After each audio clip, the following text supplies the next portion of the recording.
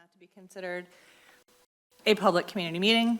All individuals wishing to address the board are required to sign the public participation sheets at the beginning of the meeting. Please note that there are two opportunities for public participation this evening, one related to action items on the agenda and a second opportunity at the end of the meeting for non-action items. Ms. Okol will now collect the sheets, and this will serve as the final opportunity to sign up for public participation.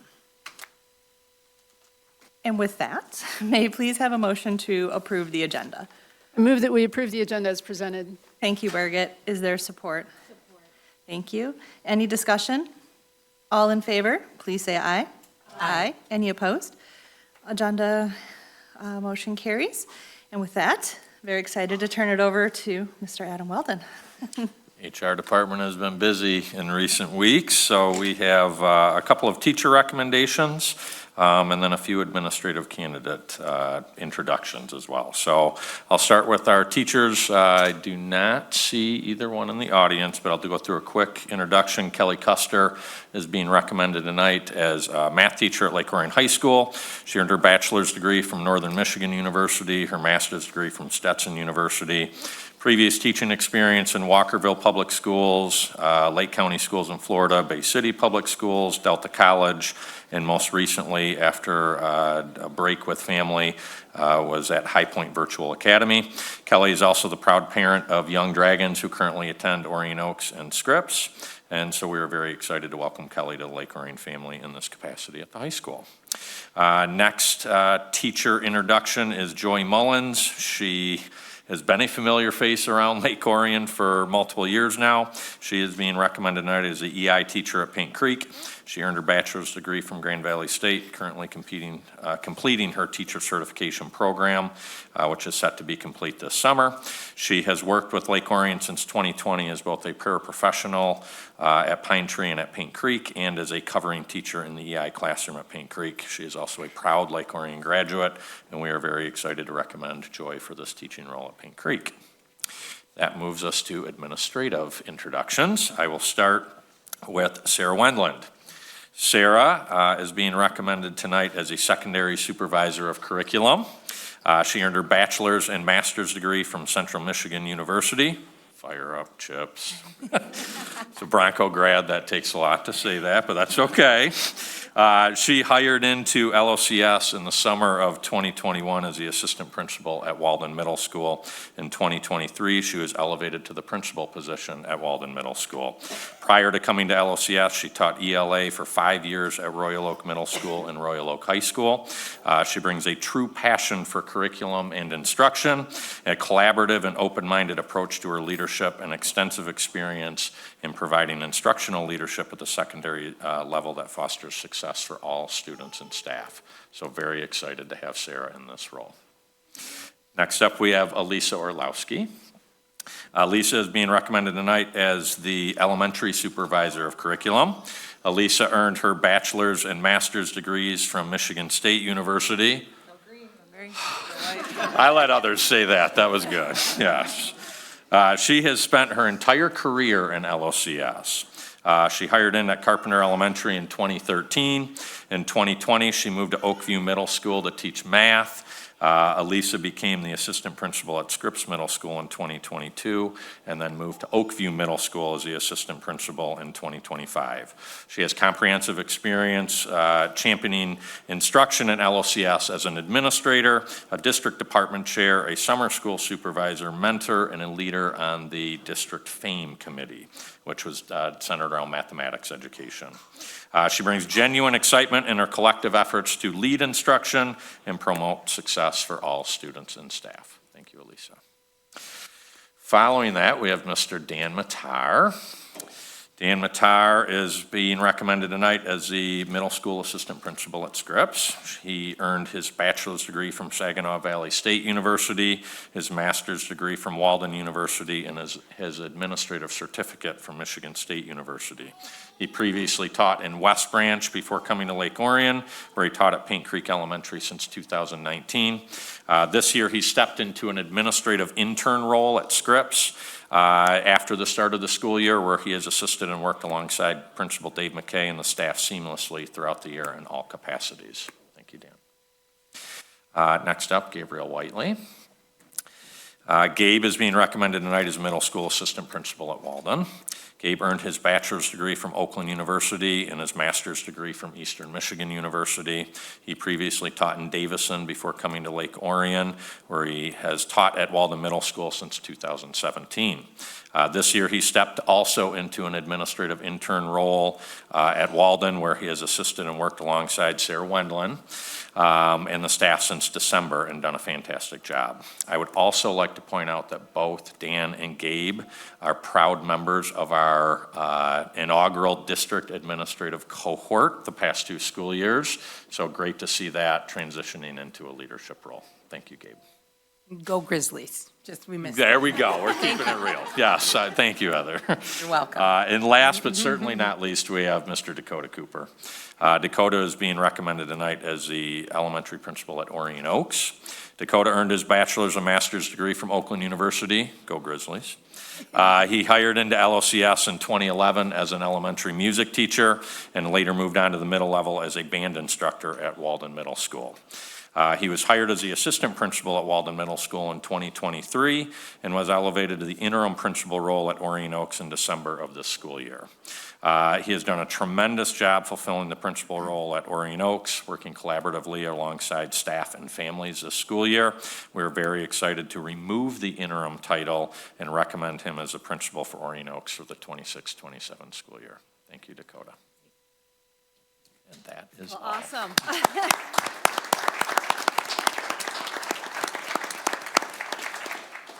I do believe that I told each of you individually, but collectively, you do not have to stay for the remainder of the meeting. Go enjoy the sunshine, please. Thank you all for Thank being here, though. you. And congrats for- Congratulations. That's exciting. Yes. So fun.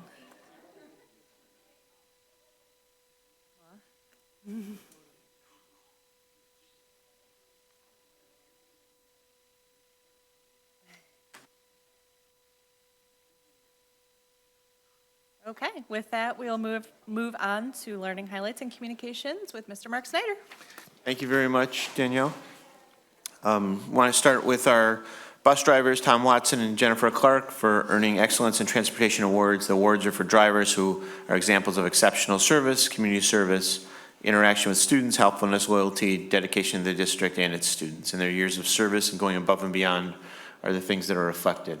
It's a great honor because you see Misty, our supervisor, is there with them and celebrating Jen Riley, another one of our bus drivers, and it just celebrates, you know, it shows their passion for the students. And I know the bus drivers, a lot of people who don't work in the schools think they just do the driving, but they really interact with the kids. They're the beginning of the day and the end of the day, so it's great to recognize that.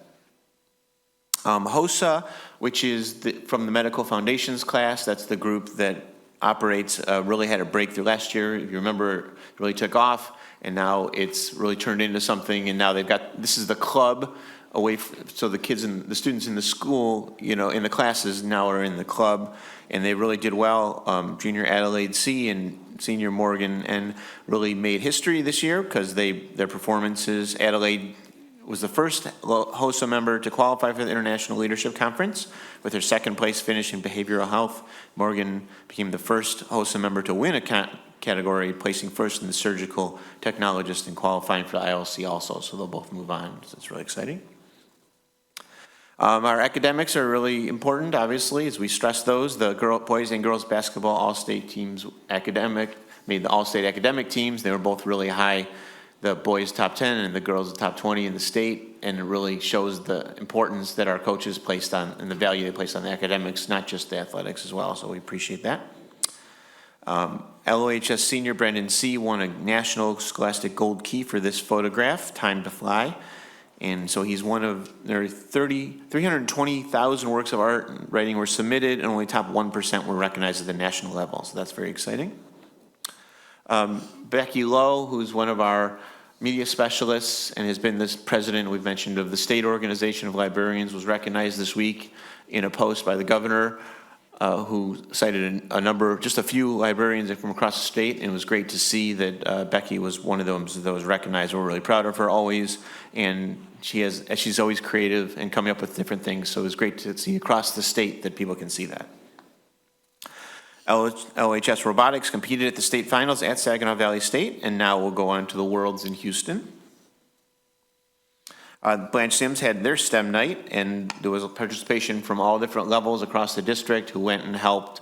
And at the elementary schools, the elementary students that we've talked about before, look up to these older students as well. So when they come in and help with the STEM night, it really helps engage them.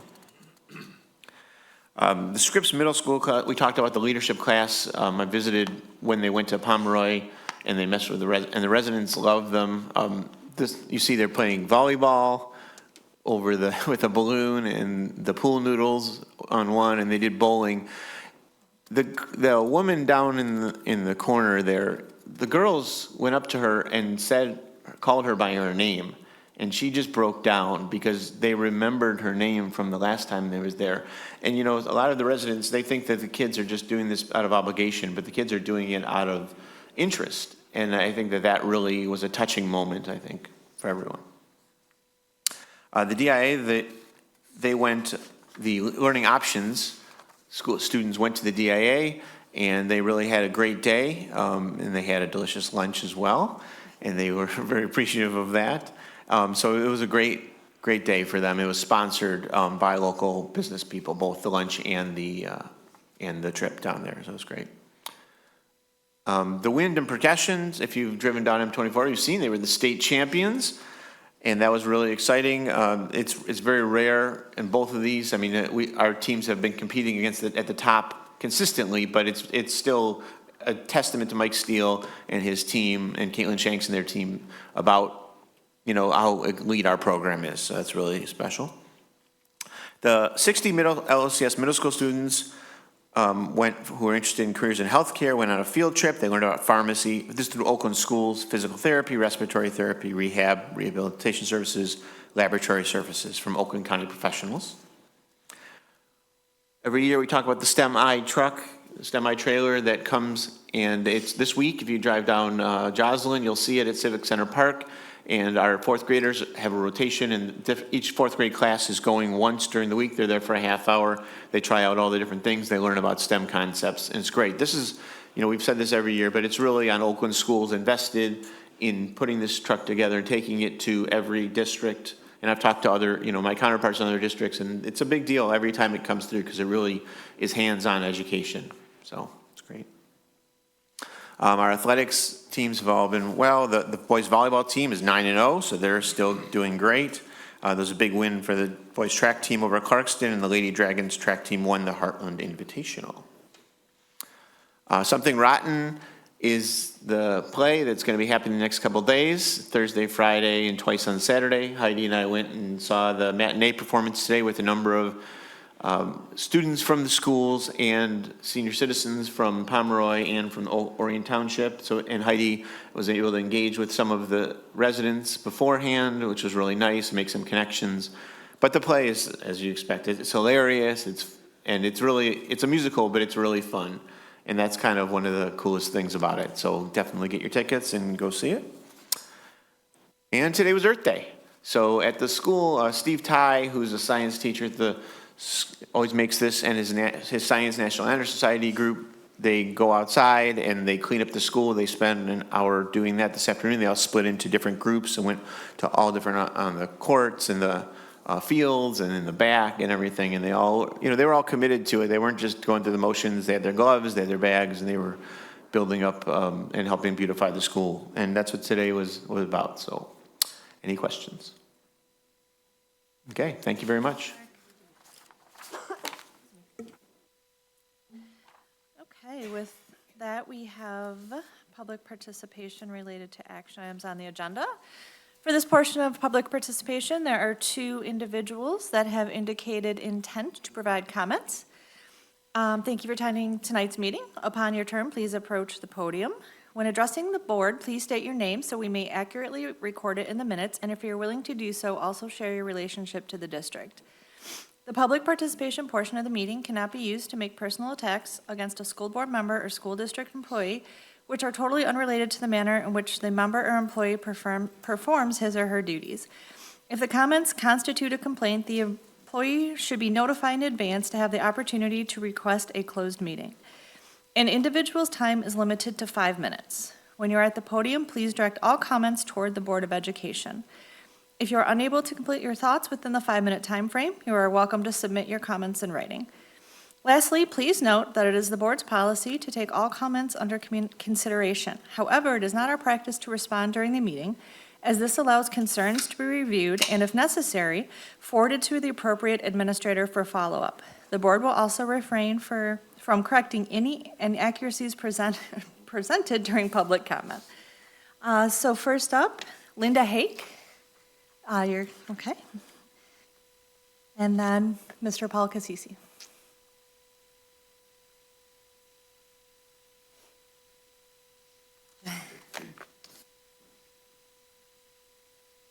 Tried to print this out before I came. I was out of ink. I'm Paul Cassisi. I live in Lake Orion. My address is 938 Holiday. I've lived in Lake Orion for 40 years. That's how I'm tied to the community. I have a written statement. Good evening, President, members of the board, superintendent, and staff. My name is Paul Cassisi. I'm a resident of 938 Holiday in Lake Orion, Michigan. I'm here tonight because I have two FOIAs. I believe two FOIA appeals are before this board. The first concerns records relating to the administration building. The second concerns the cost and the records for the November 4th, 2025 special election. Both raise the same fundamental issue that the district is charging fees that do not comply with Michigan's FOIA statute. The new administration building, I want to put three facts on the record for this appeal. First, on March 31st, 2026, I personally delivered a deposit of $152.02 to the administration building for records related to the new administration building FOIA request. That request was submitted March 12th and received by the district on March 13th. Second, Julie, I don't want to mispronounce your name, so I'll just say Julie, told me in writing the fulfillment would take 10 to 15 days. We discussed it earlier, and she might have changed that, so maybe we're off on that. And haven't had any communication from the district. Now, I'm aware the district may point to the 2025 Michigan Court of Appeals ruling that says there's no specific statutory deadline for fulfillment for a FOIA. After the deposit. The ruling is correct as far as it goes, but the same court was equally clear. Fulfillment must occur within a reasonable time, and delay can be challenged as arbitrary and capricious. The district's own employee told me in writing 10 to 15 business days is a reasonable time frame for this request. We're now at 22 days. I'm asking for a legal standard by the court that rejected. I'm holding the district to its own standard and standard its own staff set in writing. Third, the district's total of $304.04 has three clear legal defects. A, the mandatory untimely response fee reduction was left blank on the district's own form. The response was 7 business days late, which requires a 35% mandatory reduction under MCL 15.2342. That line was not blank by accident. It was blank on all 5 FOIA responses the district issued on March 30th. The business and finance assistant superintendent was billed at $72.68 an hour to locate records, even though the executive assistant herself coordinated the entire request at $38.25 per hour. That violates the lowest paid employee standard at MCL 15.2341A. The district's own conduct proves a lower-paid employee was fully capable of handling this request. The district billed me for locating records that in the same response letter, they told me are already publicly available on its own website. You cannot charge labor to locate records you simultaneously direct to requester to find online.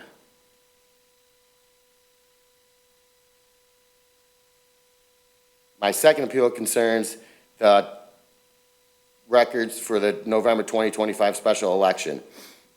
The district quoted me a fee of $603.54 and demanded a deposit of $300.77. I mean, I don't want to go through all this. I just want basic answers to basic things. I've asked people on this board, I mean, maybe not specifically, but I've talked to people, and I never get answers. I think one of the biggest problems we've had, and even the own Survey Monkey said transparency is an issue. People just want some answers for things, that's it. I hate being formal like this. I like just talking off the cuff with people. You know, I just want some answers, that's it. That's all. And me and Julie talked earlier, and Thank you, maybe we can Ms. come to a Easy. compromise. Thank you. That's it, thank you. Okay. That concludes this portion, or this public participation for action items. And with that, we'll move on to strategic area discussion items, governments and superintendent's updates. Okay, for the legislative update, none of what I'm going to report is new. You have heard information on these bills. However, there has been movement, so there is progress, which I just want to bring to everyone's attention again. Regarding the Senate Education Committee, there was a hearing on meal codification bills. The Senate Education is taking up these bills, which would create and codify the universal free school lunch and breakfast program into statute. Unfortunately, the committee is looking at substitutes providing funding to private schools as well. So that is something that we are keeping our eye on. The Senate also passed an assessment bill, and it is now returned to the House for concurrence. The bills would remove from the Michigan merit exam the requirement that the college entrance exam include an essay component. It would eliminate the requirement that districts list individual subject area scaled scores on students' high school transcripts and retain that transcripts include days of attendance. There was also movement on the water safety curriculum bill. The House Education Committee reported that this bill, which would require MDE to develop and adopt a model water safety instructional program by December 31st, 2027, and beginning in the 28-29 school year, require all districts provide age-appropriate water safety instruction as part of physical education in K-8. The problem with this is it is an unfunded mandate. The Senate Advanced Youth Digital Safety Package, the Senate Committee unanimously reported that Kids Over Clicks, advancing this bill to the full Senate. The bills would restrict algorithm-driven social media feeds for minors without parental consent, establish new data privacy and safety requirements with penalties starting in 2027, and prohibit harmful AI chatbots for minors. In addition, the mandatory letters training in K-5 legislation that was proposed, the House Committee adopted new versions of this bill.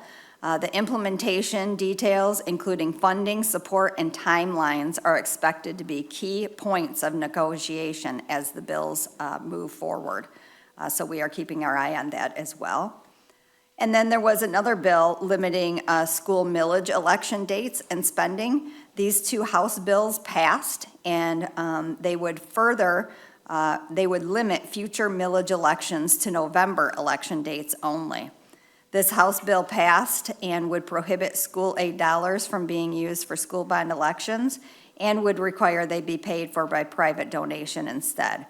Additionally, the Senate approved a package of bills that would shift Michigan's statewide primary election from August to May in the future and establish a new February election date.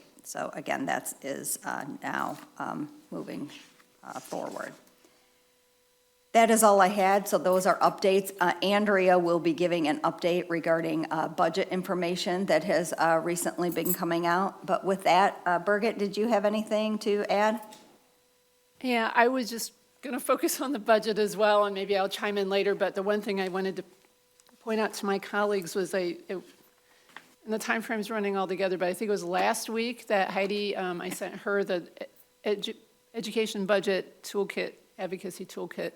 So you have it in your email, but I did print it out tonight because I want to emphasize the importance of us to advocate. There are 5 points talking points, major talking points that it focuses on. A late or non-transparent budget process is unacceptable. Funding below an inflation rate is a real cut to schools. The school aid fund must be protected for K-12 students, and the state must commit to a long-term path to funding adequacy and transition our state's funding to a 21st century weighted funding formula. Included in this toolkit is a resolution that I would love for us to consider next month and passing that so that we can use that as we advocate and sending the same message over and over again, because this is what all schools are impacted by. Hopefully, it looks like we may actually get it done by June 30th, which would be amazing so that we could actually get our budget adequately figured out. So let me know what you think about a future resolution, a near future resolution. And while I'm talking about the next meeting, it's a different date next month, right? Yes. The first one, well, let's just say that now. It's a Tuesday, May 12th. Yes. Just get that in. Okay, so for my recollection, the letters training that is moving forward, is there an assumption at all that it will be funded?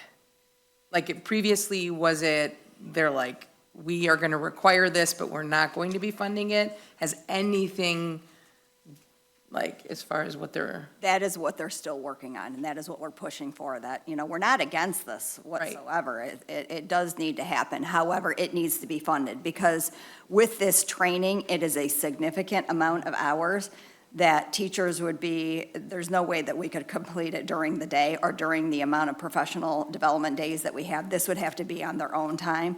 And it's quite, I think it's over 150 hours. Mm-hmm. So there would need to be some compensation there, and then in regard to, professional development or on-site training as well, as we work to implement, the new literacy program. So that's the thing with this, is it continues to kind of change as it goes back and forth. But those are the things that we keep pushing that, like I said, we're not against it. It's just please make sure that it's funded. Thank you. And I guess the other thing that we wanted to point out is that it does make sense that we would start this in, public schools, but it also has to go to the requirements of teacher training. It would make no sense to not have that be part of for future teachers coming out of programs. So that's the other thing that is we're watching as well.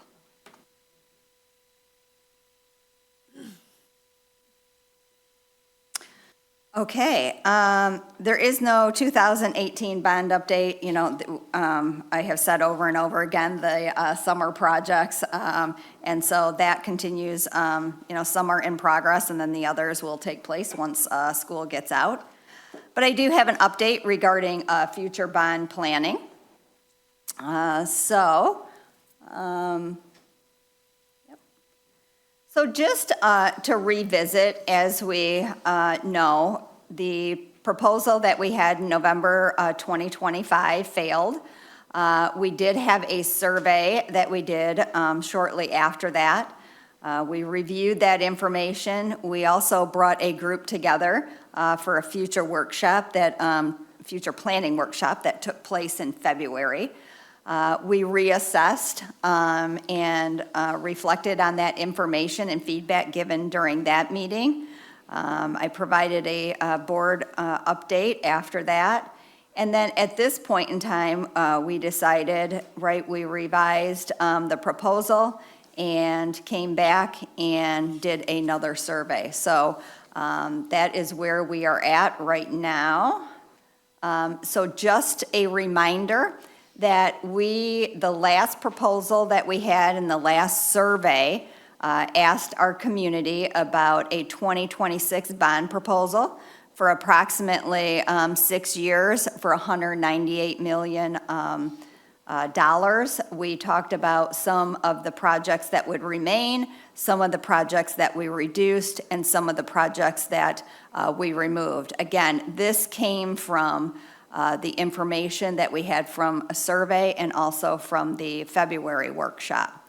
So then we put a survey out again regarding this proposal of the 198. And here's the information that came back. So this survey was conducted March 26th through April 9th. You can see the total respondents there surveyed. It was slightly less than the previous survey. You can also see the breakdown of the district residents, parents, non-parents, staff, and students.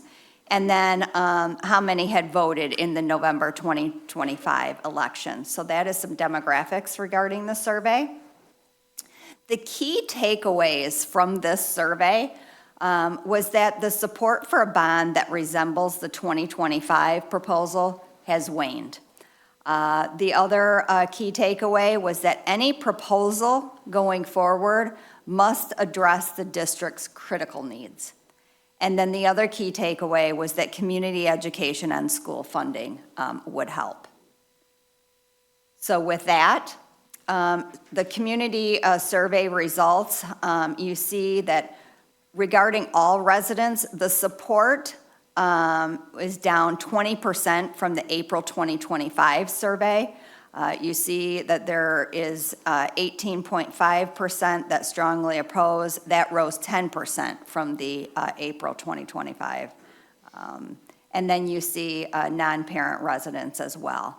The common theme, again, that we took away from this survey is that any proposal must address district critical needs. That was a key theme in this overall community survey. You'll also see on the left the overall support and overall opposition. So again, the support has waned, so we have taken that into consideration. Just a little bit about where we have been in our proposal history, because some of this is running together. In our 2025 bond proposal, when we first started this and had assessments conducted and gathered feedback and input from all different stakeholders, we identified approximately $600 million in building needs. The projects, if you recall, right, we limited that to the $272 million proposal. That failed. So then the post-2025 bond survey refined, we tried to refine the projects. That came out to $198 million, and then that is the survey that we just conducted. And so what we are proposing based on the last survey results is we have indicated again that these would be needs in the district for the next 2 to 6 years. So this plan that we are asking for support this evening takes into account the survey feedback that we received, again pointing out that the community wants to see just critical needs at this point in time with the overall dollar amount lessened. So that brings us to the 2026 bond proposal. It would be less than 6 years. It is not yet confirmed how many years this would be. We have to work with our bond financial consultants, but we know that it would be less than 6 years, approximately $115 million, and it would be a 0 mil increase. The main highlighted projects that would remain, and the lens that we looked through, again, came from the survey results. We looked at critical needs, And we also looked at safety and security. So those are the two lenses that we look through. So you'll see here the remaining big projects within this proposal would be safety and security. There's multiple projects under that bucket. The other priority item would be the reconstruction of CERC for learning options and phases programs. The LOHS STEM wing. It is important to note that CERC and the STEM wing go hand in hand. We have to be able to move robotics out of CERC in order to have the proper space and programming for learning options and phases. So that would allow us more flexibility. So that, again, those two projects kind of go hand in hand. Walden Middle School locker rooms, that is a safety issue. If you recall, we did show a video the last time. This is the locker room that is essentially underneath the ground. So due to ADA and safety issues, that is obviously still on the list. Special education improvements across the district. This is another item that is greatly needed. Sensory rooms is one thing that would be an improvement here throughout the district. The high school bathrooms, I don't need to, stress how badly those need to be done. There's mechanical and site work, paving across the district, and then buses. Some other items that were reduced, and technology was one item that was reduced because obviously this is fewer years than the previous proposal, so technology was reduced. The high school theater would be only for items that are essential to the classes being held there. So if you recall, the last proposal had basically an overhaul of the auditorium. This would only include the necessary items. Sound is one of them, and again, we have classes, right, that occur in the auditorium as well as obviously performances. The other area that is highlighted in here is our pit or the main stage floor, which is in it's in disrepair. The other is the high school athletics, the baseball and softball fields. In this, the previous proposal had several items listed, including a turf field. This proposal here does not include a turf field. It includes dugouts, which again are a safety issue. If you've been over there, our dugouts are terrible. Fencing and some drainage issues that we are having problems with, and students not being able to use the field. So that has been reduced significantly. And then again, regarding the timeline, I'm asking for support to move forward this evening. We have to prepare the Treasury application. It would be certified by the board in July, and then go to the county clerk, and then the proposal would be on the ballot for November 3rd. I believe that is what we had this evening. So again, significant reduction in the amount and in the years. And again, I think it's very important to note, certainly, while I said I'm disappointed, I think it's very important that we continue to listen to our stakeholder feedback.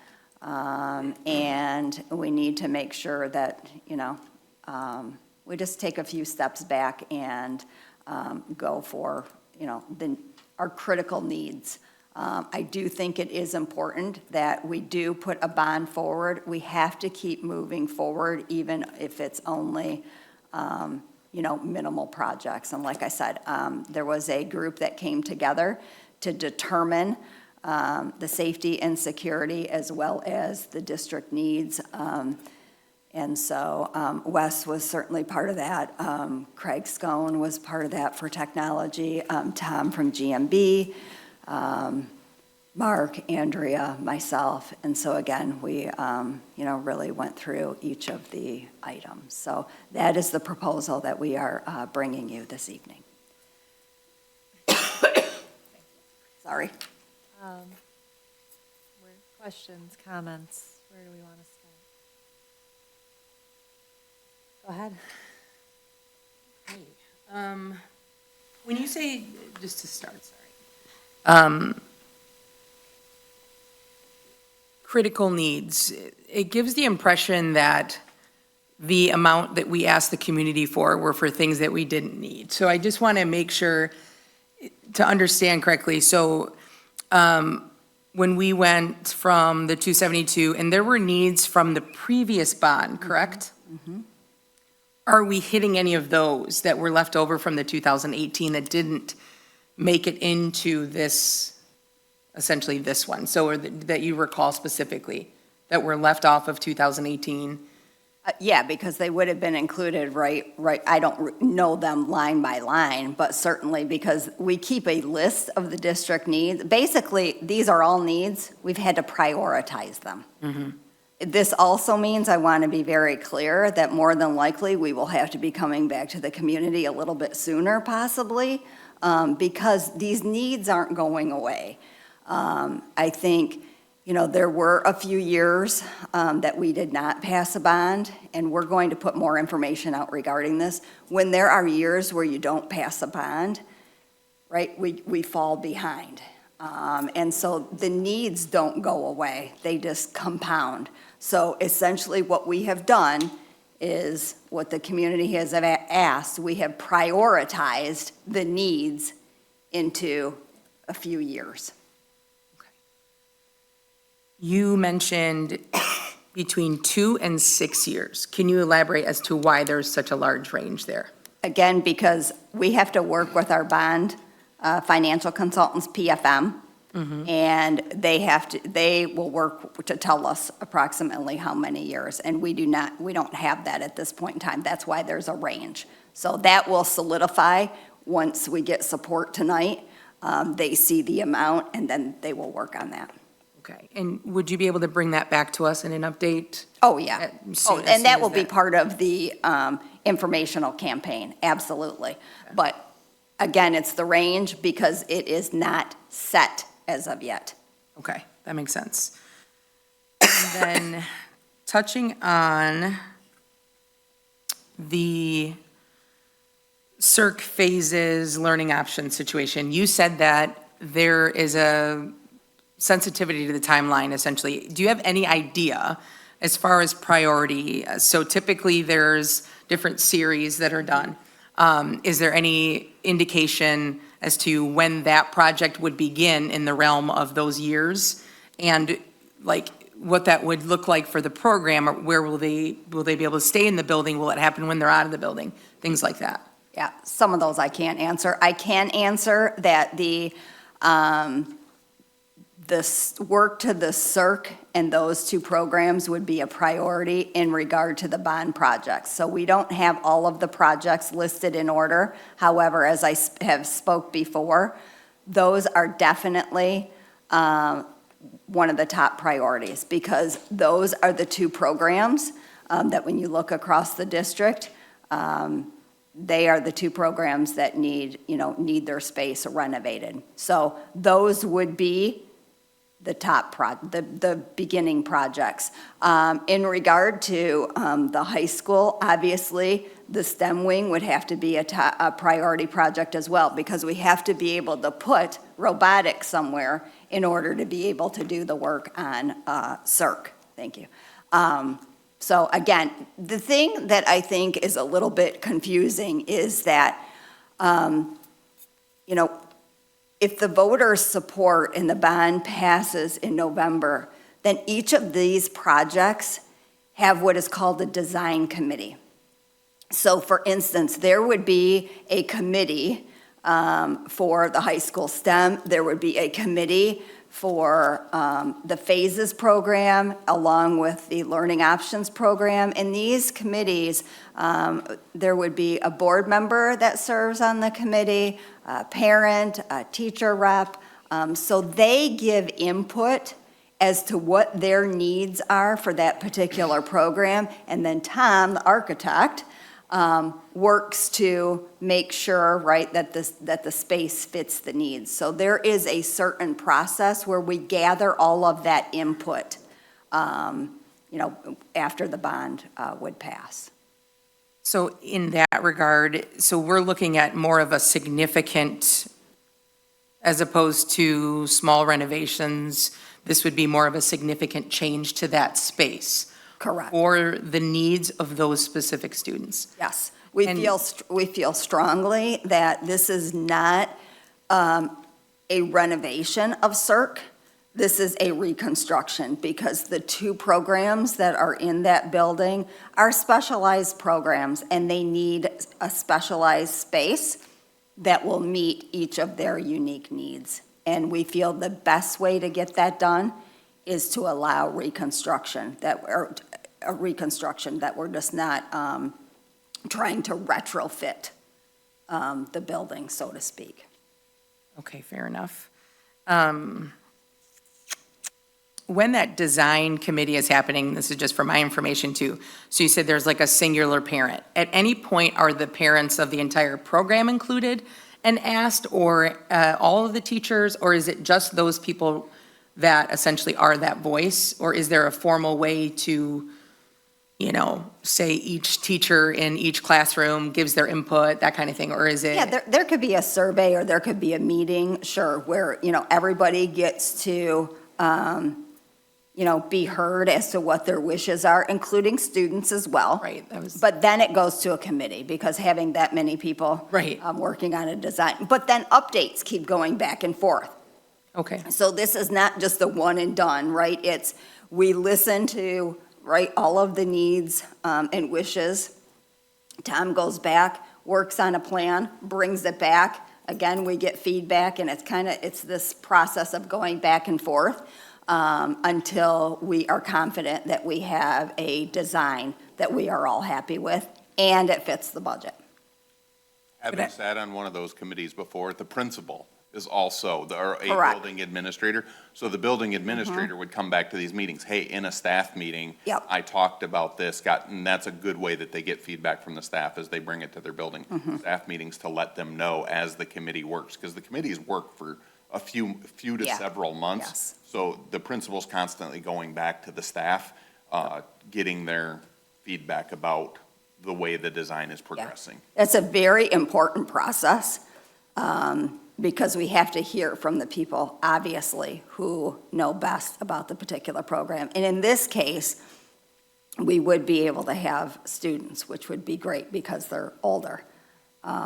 So we would definitely have students as well. and then timeline-wise, so let's say, best-case scenario, that it does pass in November. When would be the soonest those projects begin, as far as the timeline of when it's all squared up? I believe we said 2028. Am I correct on that?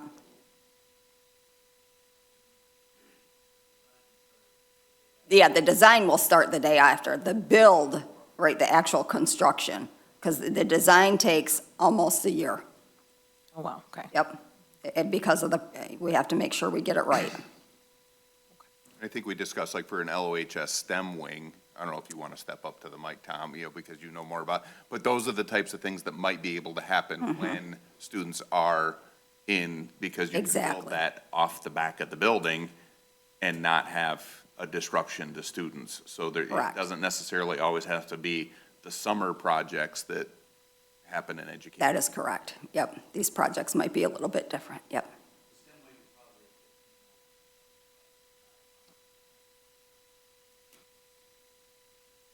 Tom, could I ask you a question?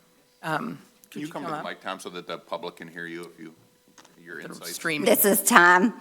He is our architect from GMB. So in regards to the bones there currently at Cirque, and that the two programs are utilizing, and you've had an opportunity to walk through those buildings, get an understanding, like a general understanding, right, of kind of what they're working with. And would you be confident to say, based on even just the amount and what want to see for those programs? Do you feel like that use of space as well as the land around it is good enough for what we would like to do? Yeah. With those- I think we can accomplish, because we've met with them in the past, what they really want. We have some understanding. Right? And I think what we've put in this proposal, we can accomplish all of that. Okay, Like Heidi said, we're not just putting down new carpet and painting walls. There are some areas that need to be reconfigured, so we're changing the wall locations to make it work. And it'll be the same quality, I would say, as we did, pick one of the Weber, whatever. okay, Those that we reconstructed and put some things on. I'm very confident we can get that. okay, thank you. I think the other important thing to note is there is some confusion that CERC was meant to be, the whole building was meant to be demolished. That is not accurate information. CERC, the whole building was never intended to be demolished. If you recall, there's a piece of the building that is actually newer, where technology and operations is. So there was never an intent to demolish the whole part, because there is a section that is new. The other thing that was studied was, the structure of the building. Does it make sense to restructure the building? Or, should we demo the whole thing? That study was already done previously. If you recall, we did that with Blanche Sims and determined it's not, it's not going to be worth trying to retrofit or renovate the building. We need to build new. So I just want to put that out there, because there is some confusion that, we're just, trying to rework CERC, and that was not part of the plan. It was never part of the plan to demolish the whole building. That study had been done previous. The heavy renovation that we're looking at now was part of the master plan, but we couldn't fit it into the last bond. And so we're stopping there. It's one of the things that just didn't fit last time. That was, we looked at this time. Right. So that directly answers your question, too. Was there anything in the 2018 bond that was in this, that we put in this bond directly? And at the time, it was only learning options that was in there. Now we have phases as well. And then lastly, security enhancements. So the 198 million, I don't think the security enhancements were on that particular PowerPoint. So could you elaborate a little bit more about what specifically will those enhancements be? And if you have the amount that's allocated for that, even if it's just a general amount, that would be helpful. Otherwise, I'd just like to hear a little bit more elaboration on what security enhancements mean. Yeah, I can go through some of that off the top of my head, but again, that will Sure. all be in the bond treasury application. One of the things is compartmentalized doors. So as you recall, there are wings in each of the buildings where if you talk to people who come in and assess the building regarding safety, it is one of the best practices to have these compartmentalized doors that basically lock down a wing at the push of a button. And so that is one of the things that is included in this bond. It would have to be studied, right, and which would be done in each of the buildings from a safety consultant where it would be best to put these doors. So that is one of the things that is for sure in there. The other is generators. Some of our buildings do not have the capacity for a generator to be able to run the PA, the phones, and that is obviously a safety issue. So when we lose power, we have to be able to have a generator, obviously, that would be able to keep us going for those needs that would, fall under safety. I'm trying to remember. I mean, Good. there's emergency. Yeah, walled-in locker rooms would be another one that was, and it wasn't on the last one, it was an oversight. Okay. It really should have been. To us, it's just a given. But when we went through this presentation, I'm like, okay, it is not just a given. So Yeah, that was like, okay, safety and security is always first. That's top priority, yeah. Yeah. The sensory rooms, so just wanted to, if you have any elaboration, so will those be at specific schools, generally at each, like what is the, what does that Yeah. look like? And again, it depends upon the building, because some have a sensory location, but it may not be ideal. Okay. Others don't. So again, it would be whatever is needed in that building. And that's another one where it would be staff input as well. Again, some of them, the location is just, Not you know, optimal. it is not optimal. Some of, others, there may be specialized equipment that it may be best to have. So it would be by specifically designed and the needs met for each of the buildings, and they vary across the district. And just one last question. Could you speak to, if this doesn't pass, what we would be looking at? And then as well as the last bond, we were able to offer a decrease, and why that's not happening this time? If you could just speak a little bit to that as well. So the first question was kind of what are we looking at if it doesn't pass as far as these critical needs? And then why we're not able to offer a decrease in the mills this time, and how the money is spread out over a shorter period of time? Regarding the needs, I mean, in all honesty, some of these the projects would not be able to happen. We would have to do, obviously, we would do what we could. We'd have to go back to prioritizing again.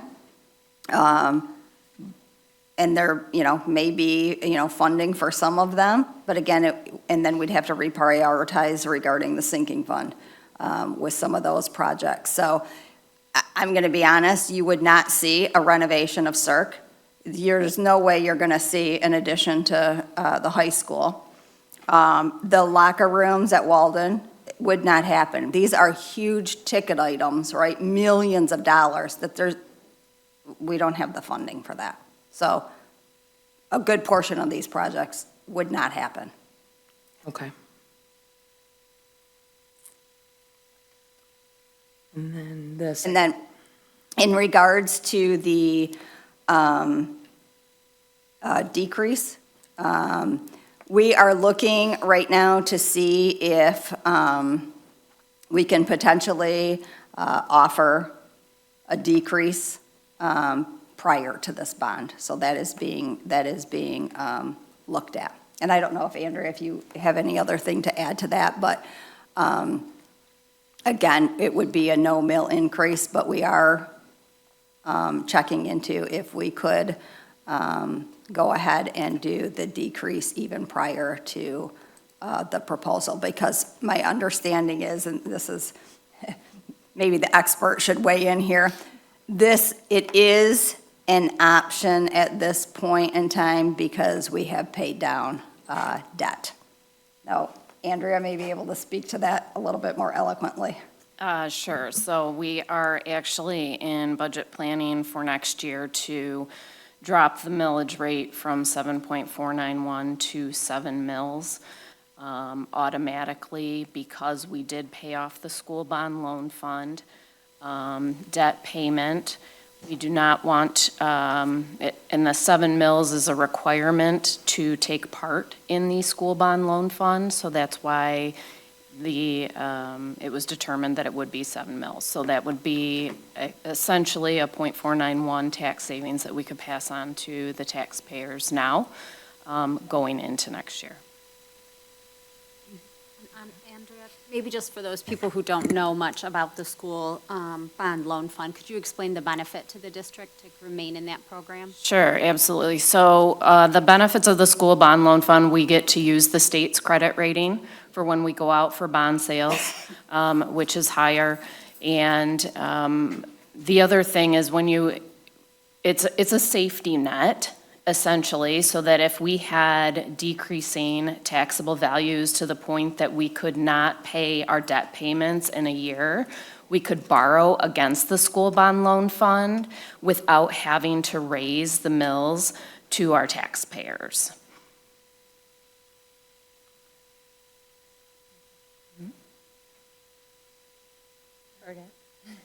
Is there a plan to issue, should this pass, or in order to encourage it to pass, is there a plan to issue the bonds in series also again? Yes, and that's part of our consultation with PFM as well as working with GMB and as far as the structure of when the projects occur and when we need the cash flow. But I do anticipate it would be a 2-year. That's a significant amount of work that we wouldn't want to take all that funding at once because we wouldn't be able to, spend it all right away. So I would anticipate definitely a 2-series. I appreciate that. I think that's an important thing to note for future, to make sure our constituents understand the funding of that and how you don't, when you issue bonds that way, you don't take on the full debt straight on, and I think that's a misconception with a lot of people. Absolutely, and I think that's a good point too, because you are required within 3 years to spend 85% of the proceeds. Thank you. We did that now, that even with Series 3 of the 2019 bond, because of what interest rates are, we split that into 3A, which was issued last year, 3B, which will be shortly issued this year, simply because it was, what are we on for, about 14 million in this last, that why pay interest on the 14 million if the issuance costs are less than that interest, so we are going to pay a new issuance cost this year, but that is a few $100,000 less than the interest we would have paid to have that money outstanding for the last year. So we're, that we talk about that a lot in Finance Committee, things like that, but it's a few $100,000. Yes, whatever we can do to be the most efficient with this money, meaning pay the least amount of interest over time, we will issue as many series as we need to that we are able to under the authorization to minimize the interest cost that gets incurred to the taxpayers. One of the items on our list and has continued to be on the list is a STEM wing at the high school. But even that is not, what's being proposed now is not what was originally, right? It's much scaled down, correct? It doesn't involve any of those CTE classrooms that we had included in the last proposal. No, this would just be a STEM wing specifically for robotics, because we need to move robotics out of CERC in order to be able to do the work at CERC for the Learning Options Program and phases. Can you clarify on that, though? You said no CTE rooms, but there are certain, my understanding, things like the auto mechanics, that there is current space for that, but there are certain CTE spaces, health sciences being one, that we're a couple engineer, where we don't currently have space. So are you saying the STEM wing would allow for new spaces like robotics, health sciences, et cetera, but the existing spaces are not touched by this bond? Correct. And again, the design may allow, right, for robotics plus, maybe some of the additional space that we need, but it's not going to cover everything. And it doesn't involve, in the last proposal we had where we were moving some classrooms around to provide more space, it doesn't include that. It's minimal. But I think the key is when you said, oh, it's for robotic, it's more than robotics. Like, we know that we have a need for health sciences, so that. Yes, to the extent of that is what we don't know, because that will come in when we go into design. But the point that I thought that my understanding was, it's the existing spaces that we have, we're no longer looking to re-footprint that. They're going to stay. For the most part, they're going to stay where they are because there isn't the money to do a whole new footprint. There's money to do an addition to put spaces in for programs that don't currently have spaces. That is accurate. In the future, I imagine it will be built as such, so should that need be able to be added later? I mean, I'm concerned because the feedback, especially on the survey, was that academics are a high priority to the community. And so I just want to ensure that the spaces that, like he's mentioning, that there are benefits to the programs, if the CTE needs more, I just hope that we're able to provide some of that Well, in this again, next one. We're also trying to listen to, bringing the dollar amount down. So we can't, right? You have to give somewhere, and it was very clear that, yes, there wanted to be priority given to academics, but also critical needs. And when you look through that lens, it's not, I couldn't, in order to bring the amount down, I can't say that it's a critical need. We have to make do with what we have. However, I will tell you, when GMB designs, they make sure that, it makes sense also for the future. So just like, example would be, ECC or Orion Oaks, for sure. That building, when we did renovation there, it was done in a way that it could be added on in the future, which is exactly what we did. So when GMB designs, they always take that into account in the design. One interesting thing I remember Tom telling us before the board meeting was that new STEM space that goes in, it's not like you'll be locked into using it for that, because Remember that the now. modern architecture techniques and building design techniques are, you make sure that your utilities are more flexible than they used to be, put through a cinder block wall, and you're like, that's where your power is gonna be, that's where your plumbing's gonna be. Now, isn't it, you do much more overhead that you can do drops from it, so if we decide that we need to repurpose something in this new STEM wing in 10 to 20 years, the building itself is designed to be repurposed, so this becomes a 50-year space, but that doesn't have to house the same program in that space the whole time.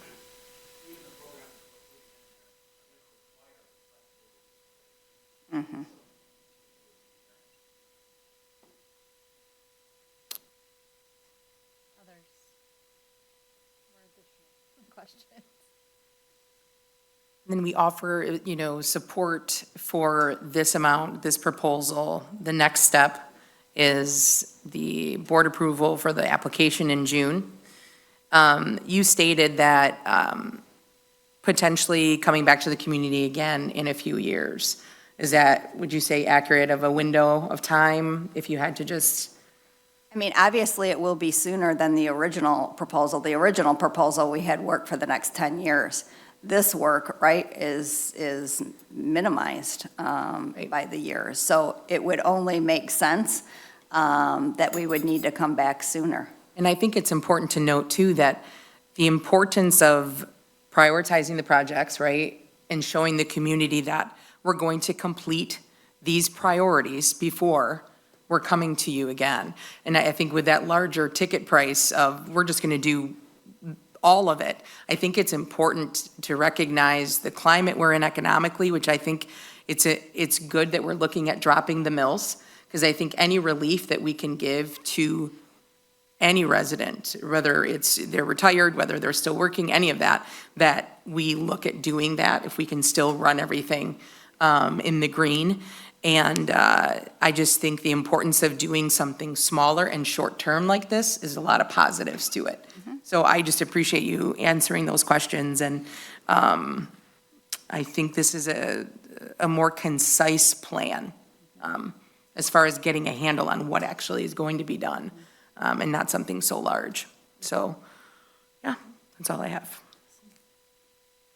I appreciate the consideration that the administration has taken to listen to constituents to this extent. I am the sole village resident on the board, and I know what we're going through in the village and how tight budgets are. And so that I've already seen and heard you talking about the downward come of the millage, the school district really addressing more of the critical needs. Even if I weren't on the board, as a constituent, I would greatly appreciate that. I sincerely appreciate that. I am very aware of the difficulties our constituents face in this economic climate and appreciate where it is. So anything we can do that's in the best interest of our students and staff and move us forward, all while taking the economic climate into consideration, I believe is nothing but beneficial to all. And it really is, I do want to thank everybody that participated in the survey, because obviously, we received very good information, and we reflected on it and responded. So these surveys, when we ask for feedback, it is very, very important that we have people participate, because it's clear that we are paying attention, we are trying to listen to all stakeholders. Excuse me, anything else? No, that's what I would want to emphasize as well, that oftentimes governments in general are said they don't listen, they're tone deaf. And you can see that the administration came with a proposal for 198 million, and that was needs and other things. But it was sliced to critical needs because we actively wanted to get community feedback. Would I prefer 198, would I have preferred the 272 million? I know what those needs are, yes, but ultimately, it got to the 198 and your path was, I like that slide, it showed the path. And then it was, I understood the 198, but I also understand that we can't risk asking for that. We have to hope that the community understands what we're looking for here. And I think that was one of the talking points, and it's difficult, but we're gonna ask you as administration, at least one, I think all of us would wanna see it, I think Heather mentioned it. We need to know what the alternatives are, because if this doesn't happen, then the voices have been spoken. But the whole community needs to understand, what does this mean for Lake Orion Community Schools if it passes, and it will be put out there as information. You're gonna get, we're putting, the thing that heartens me as well is people will say we have options and phases have been the lowest priority. I don't particularly believe that, but I do understand.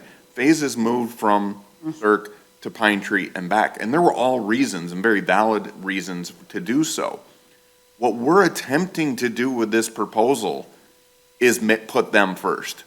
Reconstruct the building with an architectural emphasis on what is needed for those specific programs. They're not just in some corner anymore. What can we do to design spaces for them? So the sins of the past, we could admit, yes, they are in a corner of older buildings.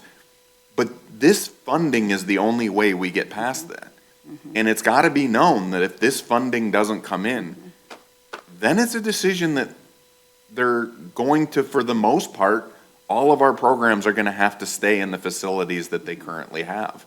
And I want to make sure that administration makes that clear, that's the choice that we're facing as a community. Do we want to have these types of educational spaces that are proposed in this bond, or do we want to stay with what we have now? And as a board, I'm proud of us that we prioritize to say, the top need, and it wasn't the last bond, I don't know that it got communicated, but new spaces for phases and options was the most disappointing thing when the last bond did not pass. So hopefully that messaging can come up, but I think we need to make it clear what will happen if it doesn't pass. And I think important also, like, just that education piece of how we're funded. What are these different sources? I mean, when I came on the board, I am almost on my 4th year, and I still don't fully understand all of the school finance pieces. Well, I understand basics, I've taken classes, I understand, I've learned listening and all those things and asking questions, but it is a learning curve of understanding. And then that transparency piece of how we're managing it, the audits, those things that we do to ensure that those things are happening and that we're making sound decisions. And so I think the decision to look at those critical needs and like Jake said, prioritizing what we as a board gave direction and still keeping that a good priority. And those things are important to our community, so. Just one last point. I know I've heard that people want more specifics, right? Like they're looking for, what will, phases look like? What will the circle look like? But we can't give that yet, right? You can't give that until And we. we go into design, right? Right. We are working with GMB to give a little bit more information as to some ideas. But again, the process is we have to hear from the people who are using that space. So we're going to attempt it, but it has to be very well understood. These are just ideas. It goes to a committee who actually does the design. So we got, like I said, I hear that. So we are going to do our best to provide a little bit more information, but again, it's not set in stone. It has to be designed by the committee. And I know that that's a piece that's hard to understand, but it's a process. So we will attempt to explain the full process and attempt to put out some different ideas of, it could be this, or it could be that, or here but again, it won't be set in stone. It'll just be to provide a little bit more information so people can formulate somewhat of an idea. Thank you for that question, Danielle. I know that was something that you and I discussed we don't want to speak about it and get the hopes up here and then it not land where we want it to land. But still, that's part of why I asked Tom the question. He feels confident that with what we're working with and having already met with the team, that he's confident that those things can be accomplished. And that makes me feel more at ease as opposed to just saying, we hope for the best and we hope this works out, but that he is confident that what their needs are can be met within this amount. That made me feel a lot better about it. Well, if you recall, we met with Learning Options, and that is where it became very clear through the design that we did not have the amount of money needed in this previous bond to do the design that we ultimately thought. Makes the most sense. We created in the design. So that was when, and we came to the board and said, the design committee, right, has this idea and has this plan, but the amount of money that was included in the 2018 bond would not have covered, not even a quarter. So it was through that process that we're like, wow, this is what could be. This is what we really should be aiming for. So it was through that process that we, it's kind of come full circle, to be honest. And once again, that, because I was on, or. Exactly, on that, yes. That you were- was just for the learning option students. That Correct. was previous to phases being. Correct. And the wants, needs, whatever, at that time, like you said, was. Right. Massive, so now Right. it's shifted because, we have two different programs in there now. Yes. To, give them a space that's built for them. A space that is built for them, yes. Neither one of these programs have had that opportunity. And Pine Tree wasn't even close. It was an elementary building where we have adults. So, yeah, this would provide that opportunity. Anything else on that before we move on? Okay. All right, thank you very much. Okay, Oakland Schools Board of Education election, first reading. In your packet, you will see that the Oakland Schools has a 6-year term open, and the election will be held on June 1st, and this is, like I said, just the first reading. They do give a little bit of a timeline, which you can all see. There's, May 1st is the deadline for all the candidates to file, and then the candidate list will be available, and then between May 11th and May 29th, as a district, we have to designate a representative to attend the election. They will speak on the board's behalf, and then as a board, we also adopt a resolution of which candidate board would support. So if I recall in the past, once all the candidates are registered or whatnot, they provide information. Am I correct in that, Birgit, if you want to speak to a little bit? Yeah, in fact, the Oakland County School Board Association will host a forum, should there be a need, should there be more than the one that's already filed. And that will occur on the 6th of May, which they intend to record and distribute like we have in the previous years.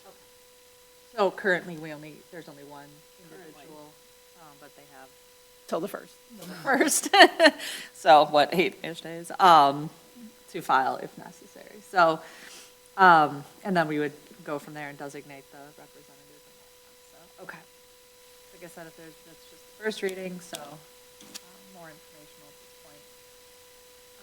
So if there's any questions on that, if not, we'll move on to our next agenda item, which is the FOIA appeals, and I will let Julie get us started on that. Sure. So before you and included in your packet were the two appeals filed by Paul, who's in the audience with us today, who gave public comment earlier. So I guess probably easiest would be to maybe look at things that are common in the two appeals and then talk about some of the specifics.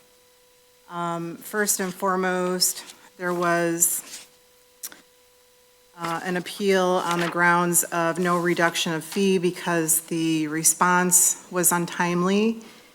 And I do not believe that to be true. I'm not sure if Paul has a different source that's conferring with him on the timing of FOIA response, but an extension was applied for within 5 business days, which you have documentation of in your packet. And the fee estimate response was provided within the total 15 business days allowed based on that extension for both requests. So as stated in public comment, that would be the reason that there aren't reduction of fees in the estimate response, because the district was in compliance with those legal dates for all 5 responses, or all 5 requests that were submitted. Does anybody have any questions on that? No? Okay. So another common area in the appeals was stating that the district didn't charge the lowest paid capable employee, particularly highlighting that there was time allocated for Ms. Curtis in each request. Because these both do heavily focus on financial data, there are files that only Ms. Curtis owns. I did meet with her and go through extensively each area of the requested items. And in some cases, there are records that can be produced by our accounts payable staff. In some cases, when it comes to board resolutions, there are things that I can fulfill. But Ms. Curtis will be needed for a portion of records in each of these cases. So that is why she is quoted. And again, these are just our best estimates based on, what we think it will take to comply. If it's less time needed, the estimate would be reduced when we give the final cost. If it was more, we would notify the person to decide if they wanted to continue to move forward with a higher estimate before we continue to fulfill it. So, again, I would say that the district, we always try very hard. I take this very seriously, and I meet and go through extensive research on each of these requests to really do my due diligence in giving as good of an estimate as I can. What is next? I think those are essentially the common things that were in both, particularly related to the administration building request, which is an appeal and a request for immediate fulfillment. I did speak with Paul the day that he came in to put the deposit. I did email him prior when he requested the process for how to pay a deposit, that I would anticipate that this may take about 10 to 15 days.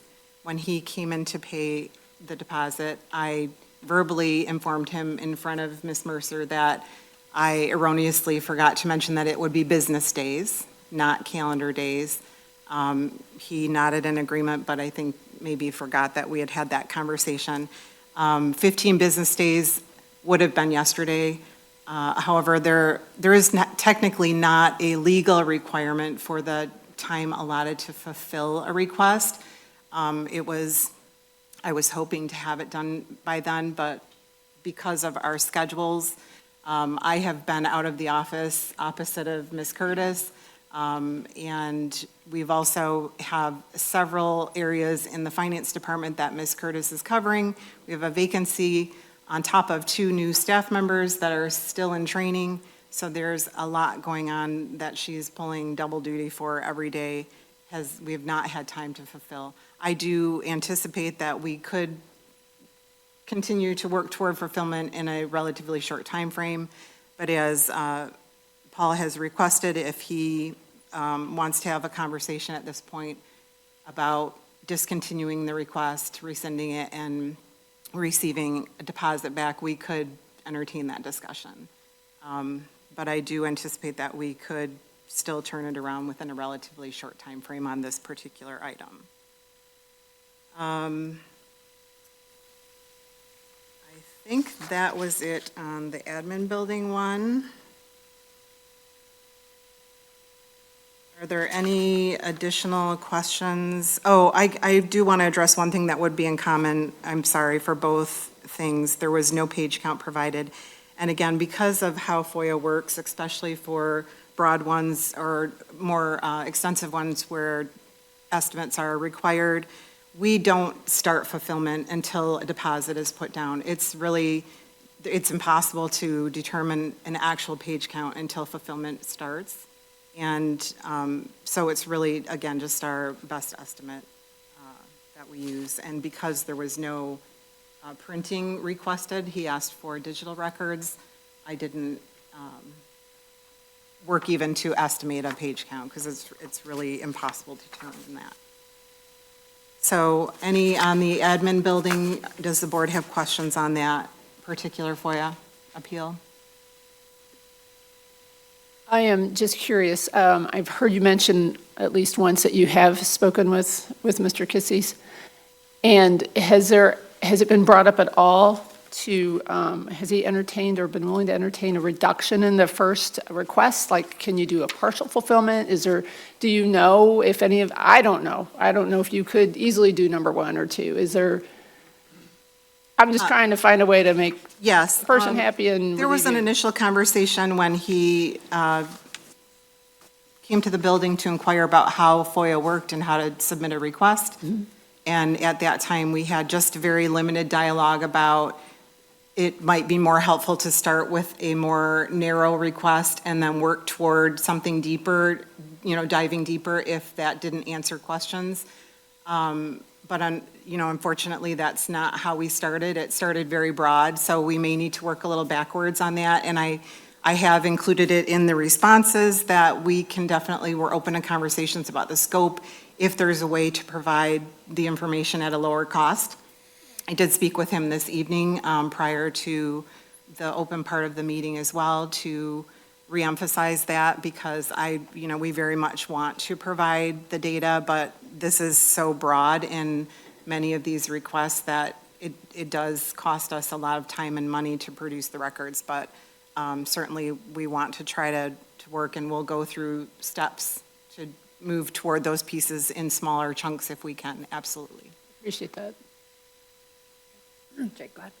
So I do believe that Mr. Cassisi entered more FOIA requests than just this, but tonight we're only considering an appeal of these. The other 3 are still open requests that are being handled and however they're being handled. Yes, there were 5 total around the same time frame. And that's part of the reason why it took a little longer, and we used the full 15 days to reply, because I do a lot of homework to create estimates, which we don't bill for that time, by the way. So, yes, the other three are currently still pending. Estimates were provided, and I have not received a response, so they are just pending right now. Okay, so, but the appeal is specifically for 2 of the 5? Okay. Correct.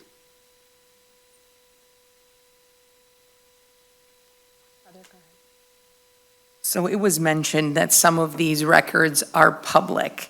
So was that accurate, and could you elaborate on, would that be something that could sort of get more specific and reduce the cost? Is that something that, when we're coming to that compromise that I'm hoping that we're able to do, was that part of the conversation? Just want to understand Yes. how that was, Well, in the response, the records that are public were the links to our website where they are held were provided. We don't bill for that time. If they're out there, it takes me 1 minute to produce the link. And so none of that was included in the estimate that was provided for fulfillment of the other pieces. And we even tried to go beyond by providing a link to the Michigan School Board statute that guides, how those monies are spent and all of the legal reasoning behind that. That's not our record, but we thought it might be helpful in having that information for reference for this FOIA.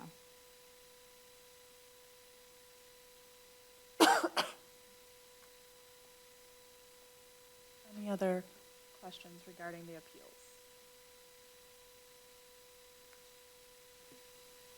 Okay, so just for my clarification, you're talking about the first one, right? The administration building one right now. So the things that we're being asked to consider are the time issue and also a reduction in fees. Correct. Okay. I want to make sure I had everything. Yes. It's a lot. It is a lot. And essentially, the second one, again, we did cover things that are common between the two. We were in legal compliance with response for the estimate. Again, I will need Ms. Curtis specifically for records in sections 1, 2, and 6. This is regarding the special election costs. He has stated as well that the township was able to provide him things in a more timely fashion and at no cost. And just prior to the meeting, again, I did compare what he received from the township. He did send us a copy of that as an example, and it was essentially an invoice. And some of that is outlined in, I think it's item number 1 of his request. And again, we talked about that being an example, like if we were to narrow the scope and just start with that, those would be able to be provided very quickly at low or no cost, and that would be a great place to start moving forward, if we reconsider this, and then we can build upon that if he is looking for deeper information beyond that. So, depending on your decision tonight, our conversation ended with that I would, be more than happy to follow up with him and just figure out where we go from here.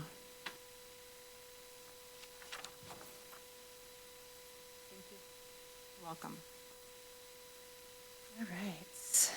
And with that, we'll move on to student achievement and the assistant superintendent update. All right, thank you. First and foremost, because I don't get to give her a public shout out nearly as much as I would like to, Mrs. Mary Beth Anchor on Administrative Professionals Day, real brains of the teaching and learning department. So thank you, and thank you, Julie, for everything you do as well. Mrs. Anchor came out tonight to support all of our new members of the T&L department, so really appreciate you being here, Mary Beth, and everything you do. So, and I'm going to hear about this tomorrow in the office, that I embarrassed her publicly, so, yep. To follow up on one of the things that Mark mentioned in his update, I was fortunate enough today to attend the Health Services Advisory Board meeting. I'm invited to be a part of that. Thank Randy Morgan and Andrew McDonald for having me out. But one of the things that I wanted to mention, Mark shared with our two students who were moved on to the international competition.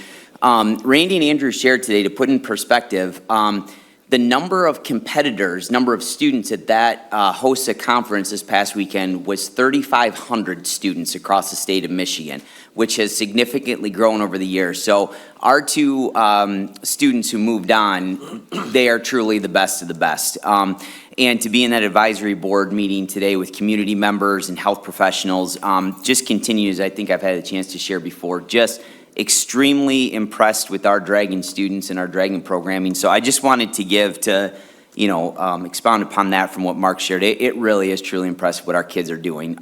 We also had, for the first time, just with the sequencing of the program, we had 4 completer students, which means they're early grads and they've earned a number of certifications. And so this was the first group just in the number of years that we've had the classes in sequence. So again, just a big shout out to everyone there. We have, it is a busy time of the year for us as we are wrapping up this school year and getting ready for the next school year. A couple of things that are in the hopper right now. As we've shared recently, we are in the middle of state testing. So our staff and students in grades beginning in 3rd grade all the way up through high school have been doing everything from M-STEP to SAT to PSAT. So I did want to give a shout out to our kids and the parents supporting them, because that is a big deal. And then our staff at all the buildings, the logistics of putting that together in addition to the day-to-day operations of the schools. Our attendance rates and completion rates have continue to be high. So just a big thank you to our staff and students there. On May 1st, which was shocking to me that that's next Friday already. That is coming up quickly, but we have a half day of professional development for our elementary and middle school staff. For our elementary, that will be our big kickoff to CKLA. And a big thank you to Carrie. She has gone and physically met with every elementary staff at their staff meetings to give them updates and prepare them for May. So really excited for that. And then our middle school, our coaches and department chairs are working with our middle school building to work on some department specific as well as some MTSS updates that I'm excited I'll be able to share and bring before the end of the school year for our secondary level. And then I also, and a thank you to Adam and the HR department. And we've had behind the scenes, I always say we get to be like the proud parents. We bring the exciting things forward, but to get the number of candidates that we've brought here and have been able to bring forward to you has been a collective team effort with a number of teachers that have given significant hours out of their own time to really be purposeful. And I think what's cool to see too, at least from my lens, is how they share their passion for Lake Orion and invite those staff members into the special place that this is. So just a thank you to that, your team and everyone that's gone into that. So, and then the last piece tonight is on the agenda is just bringing forward for your approval, the secondary or the reading of the the second reading of the social studies curriculum. A little tongue twister for me this evening. And those were all the updates that I had tonight. Question? I went back to watch the meeting, that portion of the meeting where the staff was here and presenting the curriculum, just because it's been a month since we met together, and I just was excited all over again about what they were presenting and about updating the curriculum like that for our students and for our staff. So thank you to all the people who put in the work to bring that forward. Thank you. And then next is the curriculum committee report. The curriculum committee met on April 10th. Just a couple of items. First thing, we had the student handbook updates. I don't feel like that there were minimal updates. Drew, do you want to? Yep, not too many, nothing major like last year. So I'll be bringing those forward in our next board meeting. But yeah, very minimal this year, just some more or less clerical updates. And then we had a special guest, Ms. Carrie Anderson, joined us for the meeting, and she gave us more of a presentation and just more specific information about our learning support staff programming. And just kind of just more information and, things that have been presented at our meetings, how students are qualified, how, those supports and interventions look, and specifically what our staffing looks like, and then future programming and, of course, monitoring the data for those as well. And then the last piece that we talked about was the advanced placement, just the historical enrollment data, more specifically for the social studies and science courses, just how many students, the progression of how many students have taken AP over time. And I think the most surprising was the AP US history is close to, 200 students or something, and Pretty high number. it's interesting. So our AP classes are, definitely growing. Heather, do you want to add to that? And I don't know if you guys would want to see it, but one of the things that, because I think I asked for those numbers, and I don't know if we could share that or not, but it was essentially asking how many go from honors to the AP track and take the test. So like do they, but there is I think it was a fairly significant drop from honors to AP, right? But we were just trying to get, it is in there?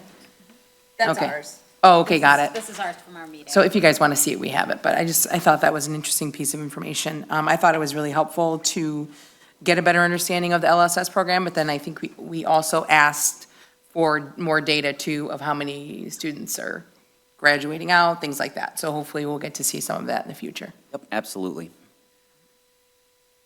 Any questions for curriculum? Next up, Human Resources, Mr. Adam Walden. Danielle, I'd like to recommend for hire the certified staff members as listed in your board packet. I would also like to recommend for hire the administrative staff as listed in the board packet. One note that I would like to make in the administrative recommendations is that none of these are new positions, in particular the supervisor of curriculum positions. Elisa will be filling the elementary position that is currently held by Carrie Anderson, who's retiring at the conclusion of the school year. And Sarah Wendland will be filling the secondary position, which was previously held by Drew before he vacated it to move into the assistant superintendent role of teaching and learning at the start of last school year. We did not fill Drew's position immediately after he moved into his current role, and we're now getting around to filling it for next school year. So did want to make that note. Additionally, with the restructuring of the Department of Student Services, effective July 1, 2026, our Director of Special Education, Dr. Sarah Leggett, been waiting a long time to hear your name called. She will have a new job title of Assistant Superintendent of Educational Services. This will align with the expansion of the role to be year-round and fully integrate her role within Cabinet. So wanted to make note of that. And then just as a general update, Drew mentioned it, right back at you, thank you. We have been very busy over the past couple of weeks in HR, and I think I have 9 interviews set up for tomorrow. It's exciting, okay? And we're gonna have a lot of teacher positions and teacher recommendations that are gonna be coming forth in the next couple of board meetings. It's been a phenomenal group of applicants. Just read a brief about how teacher candidates for the first time actually went up after we've dropped a very steady drop across the state, so that's excellent. And so we've been very busy doing that the last, working towards that over the last couple of weeks, and excited to bring forth multiple staff recommendations in the future board meetings. It's a question to you, Adam, or to Heidi, where there were job reports. But looking through our 12 action items, we're not taking formal action tonight to appoint Sarah as an assistant superintendent. Is that coming in the future? Or did it happen at the last meeting and I wasn't here, so I forgot about it?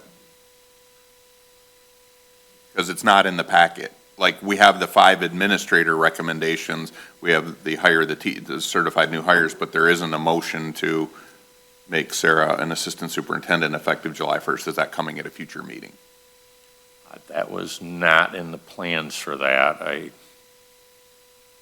Because it is a promotion and a creation of a new position, so I would think the board would have to take action to appoint a new assistant superintendent. We viewed it more as a job title change.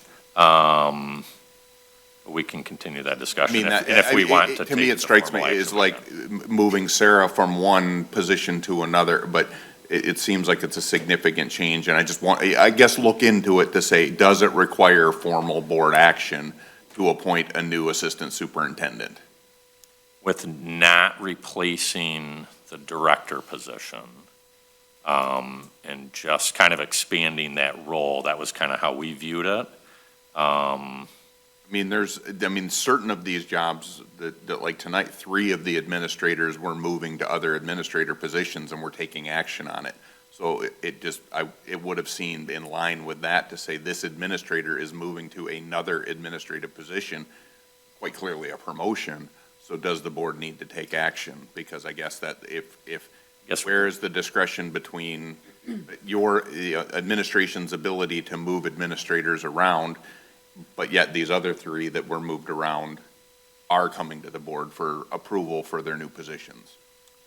They are coming in like the 5 that we have tonight that we brought forth.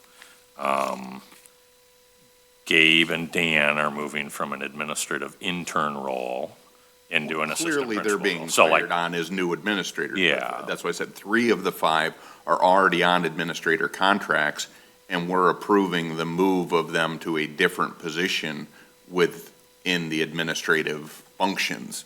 So Yes. it just struck me as odd that's why I asked. I thought it was coming at a future meeting, that we're not voting to move Sarah to a different administrator position. we're not like we're expanding her role. So that's Dakota moving officially as the Walden Assistant Principal, which is what he was at the start of this school year. Then he filled the interim principal role, and now he is a full-time principal at Orion Oaks. That's a clear distinction of differing jobs.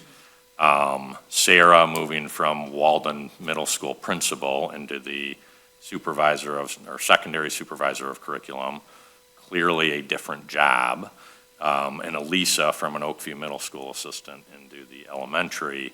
Again, clear job difference and distinction.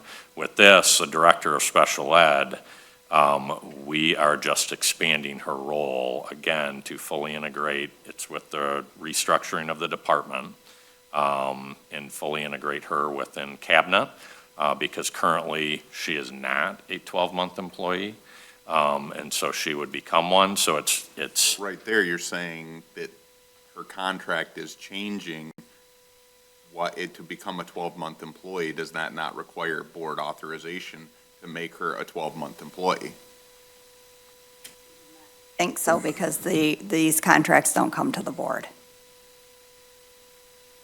But if that's what the board wants to do, then I would ask that the agenda be revised, because that was the whole purpose of having Sarah here. So I have no problem. I guess it seems cleaner, and it doesn't have to happen tonight because it doesn't take effect until July 1st. No, but that's, we have Sarah here, so I would ask respectfully that the agenda be revised and that be If included. that's what's needed to add Yeah. I'm comfortable with that. I was just a question to say, it struck me as odd that the way it was, like, oh, Sarah's here. Well, Sarah's going to be at every meeting in the future when but. Well, those are the reasons that we didn't, but if the board prefers that, then I would ask that it be done this evening. I don't know if I'm the only one, but it just seems odd that we're moving all the other administrators and there's changes in their employment conditions. Why would we vote on everybody else but not this one? I'm fine either way, that was just the Yeah. reasoning. I'm good either way. I mean, my opinion on it is that it's a cabinet, decision, and so that was the way I was thinking about it. And that if they came to us I mean, I can understand the changing of the time from the different, like being to 12 months, but if they came to us anytime a position expanded and involved different duties, like they wouldn't do that, right? If that was happening on an operational basis, like they were a coach of this, now they're going to be this, but they don't come to us for that. So that's how I read it, but if we just need to move on, I'm good That's with kind of how whatever. we read it as well. If we want to take board action, I'm cool with opposed to whatever, that. as long as we I would agree with rock and Heidi, roll, with and Sarah if you wanna being make here, it that more we of a would do that this evening. official thing. Fine with doing it tonight as well. Yeah. My initial question was, are we doing that in the future? Because it struck me as something that That was not the historically we plan, have done. but, yeah. Would you like a motion to amend the agenda when we do action items, or would you like it now? You want to do it now? Is that what you said? Yes. I move that we amend the agenda to include the approval of Dr. Sarah Leggett as the Assistant Superintendent of Educational service. Educational Services, Thank you. Effective July 1st. effective July 1st, 2026. Thank you, Birgit. Is there support? Thank you. Any further discussion on that? All in favor, please say aye. Aye. Any opposed? Okay, we will add that on to our action items. I'm going to put it as. I wrote it I got it. I wrote it down. Write that down, Birgit. And we will do that as action item 13 after, just to make it simpler, so, okay. With that, we'll move on to finance and operations with Andrea. Okay, a couple updates before the agenda items. First, I'm going to start with the budget updates that we have received. Going back to the last meeting, I believe it was, or 2 meetings ago, when we talked about the governor's proposal. So right now, she is proposing a $250 per pupil increase. That's 2.5% from the $10,050 per pupil to $10,300. She has also proposed a weighted pupil membership, which essentially eliminates the 31A and 41A being at risk, and ELL categoricals. Categoricals are grants. That's the money we receive to spend specifically on those populations. That comes with a whole new set of compliance requirements. She also has redirected now in total $1.9 billion in school aid funds to higher education and community colleges. I'm currently attending the Michigan School Business Officials Conference, and they did point out that, that 561 million increase from the redirection from last year would equate to about $400 per pupil. Not to make it any worse, but it's unfortunate. But I thought that was an interesting statistic. So that is just some of the highlights. That's not everything of hers. But then also the House and Senate came out with their proposals yesterday. The House also includes the $250 foundation allowance increase. They do not look at the weighted funding of the 31A and EL populations, at-risk and EL populations. Instead, they are proposing 5% increases to those. They are looking at approving specific curriculum for math, literacy, and STEM, obviously the letters training, some high-impact tutoring. They have the 31AA as it currently is. I should also state that the governor also has the 31AA as it is with the waiver wording in it. They eliminate grow your own, they maintain the free meals, the declining enrollment, and the transportation funding. They also have, and I won't get into them, but they have some other quite interesting proposals, which at this point are likely just leverage in coming to an agreement. One of them has specific funding for private tutoring, where then the districts would be required to reimburse parents. So as you can imagine, there was a little bit of an uproar with the finance group at the conference when they heard that, because that just adds another level. So those were the House. They also have penalties regarding the foundation allowance. And then they're also proposing $1 million to secure a certain vendor for teacher and student growth reports. So a lot of interesting things. Then moving to the Senate, they also have the 250 foundation. So there's one thing that they all agree on, the 250 per pupil. Although, as we've noted and prior, it doesn't even equate to inflation. So yes, it's something, but it's not enough. They also have the weighted funding for the at-risk and EL populations. They are looking to a 3-year average for pupil count or current year count, whichever is higher, which I thought was interesting. That would take some time to decipher and how that would work. Let's see, they have the 31AA funding, but they eliminate the waiver of the privilege in their proposal. And they target the mass casualty to being at least one fatality. The transportation funding increases under theirs. They keep the educator compensation in theirs, which was the 27L4 that we paid out. And they also agree with the free meals, the literacy coaches, and retirement cost rates being held constant. So those, again, are just some highlights. They did speak to a lot of, some of what is included in the individual budgets is really going to be used as leverage to come up with an agreement. So we will see. Nothing's set in stone, but I think as we've started to work on the budget proposal for next year, we have built in a $250 per pupil. We are estimating over 230 FTE decrease for next year. So with the addition of 250 per pupil, we are looking at a loss of approximately $650,000. I do want to remind that our per pupil is currently calculated. So for next fiscal year, it's 10% of the February count that we just had, and then it's 90% of what will be the October 26 pupil count. So, so we'll see. Hopefully, we will come in better than what is projected, but that is what looks like reality right now, based on our assumptions. So, any comments, questions on the budgets?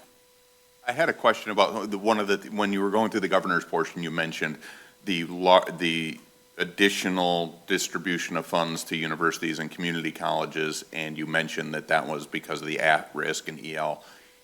And then you mentioned in the state and in the House and the Senate versions they had. So was that something that the governor left out to put the money there? Were the House and the Senate versions not sending that additional money to universities and community colleges because they were maintaining those two funding things? They did not speak specifically, and I haven't gotten into the details of the House and Senate as far as that, but that is specifically in the governor's. So I'll have to do some more research on Because those that's ones, the but- concern, is these categoricals, if that's, I don't want to say, but it's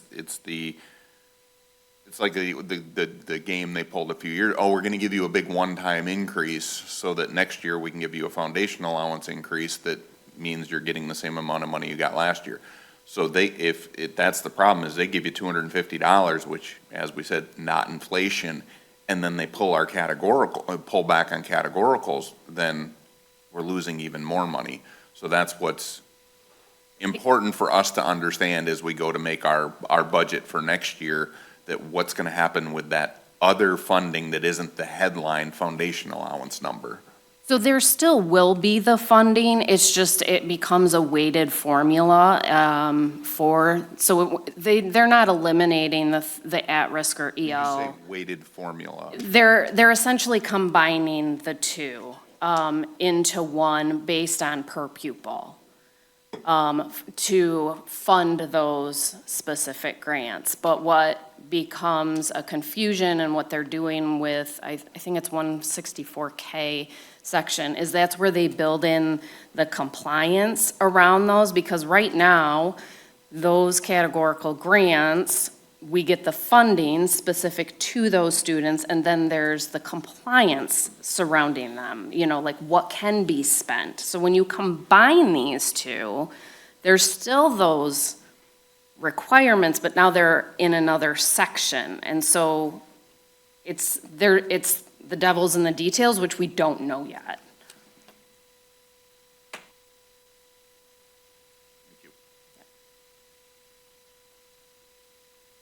Yeah, TBD. Yeah. Okay. I do want to, again, another quick update, but I want the board to be aware that in accordance with Board Policy 6320 for purchasing, we did authorize, or I should say, Superintendent Heidi authorized an emergency purchase without prior approval for power supplies at the high school in the amount of $58,396 paid from the sinking fund. So to give some background on this, during preparation and startup of the spring sports season, our buildings and grounds crew discovered that a leg of power was missing that serves the high school soccer field, press box, and concession stand. Due to the age of the existing switch, it was impossible to safely shut down the power for a proper investigation without a building-wide outage. So in coordination with DTE, a planned shutdown of the high school took place over spring break. We contracted with the Transformer Inspection and Retrofill Corporation to perform maintenance and testing on the main line, the PMH, don't ask me what PMH stands for, switch, and primary cables to the switch. While this maintenance successfully restored the power to those facilities, the technicians determined that the system was operating on borrowed time and recommend immediate replacement of the deteriorating switch. So to prevent failure, which would also create power loss to the lower level of the high school, we proceeded with, we're still waiting for the supplies, but authorization of the purchase for the supplies to replace the switch, re-terminate the primary cables, and any necessary fusing for this switch. So there are long lead times for the specialized equipment, and being that the sensitive nature of the electrical load were considered when we authorized this purchase. So I just want to make you aware that that didn't come to you, but that is why. Did you state the amount again? Yes, $58,396. And for clarification, that includes the maintenance that's already been completed. So did they do a fix and then they were like, well, we should replace the whole thing? Or was it like while they're in there, we should replace the whole thing? No, they did the fix, which was under the amount that would be required to come to the board. I got it. That has been done. Okay. This is in order to replace that deteriorating switch. Okay. You just wanted to get the process going because Yes. of the time. Yes. Okay, so now on to agenda items. First being the Paint Creek Playground and LOHS Roofing Bid Awards. So this is a kind of a combined bid approval request form for the Paint Creek Playground and the roof. Both projects were part of the bond listed in the approved 2018 bond. Our architect, GMB, and construction manager, Frank Rewald, wrote the bids according to the standards and specifications of the district. The bids were advertised in the local newspaper, Sigma, and on the district's website. Both bids were received on March 26. These projects will be funded from the Series 3B and sinking funds. On the Paint Creek Playground, it is recommended that we finalize and execute a contract with Play Environments Design LLC for a total amount of $410,929. This includes a base bid of $345,338 with a contingency and allowance of $65,591. It is important to note on this bid,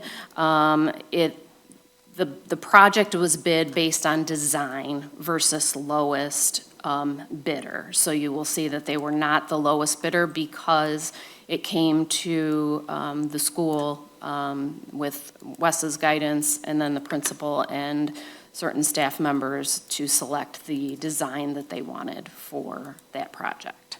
Like a cost value analysis of what did they bid versus what we were going to get. Correct. Yep. And then on the high school roof, it is recommended that we finalize and execute a contract with Royalty Roofing USA LLC for a total amount of $671,202. That's a base bid of $558,110 with contingencies and allowance of $113,092. Any questions on either of those bids?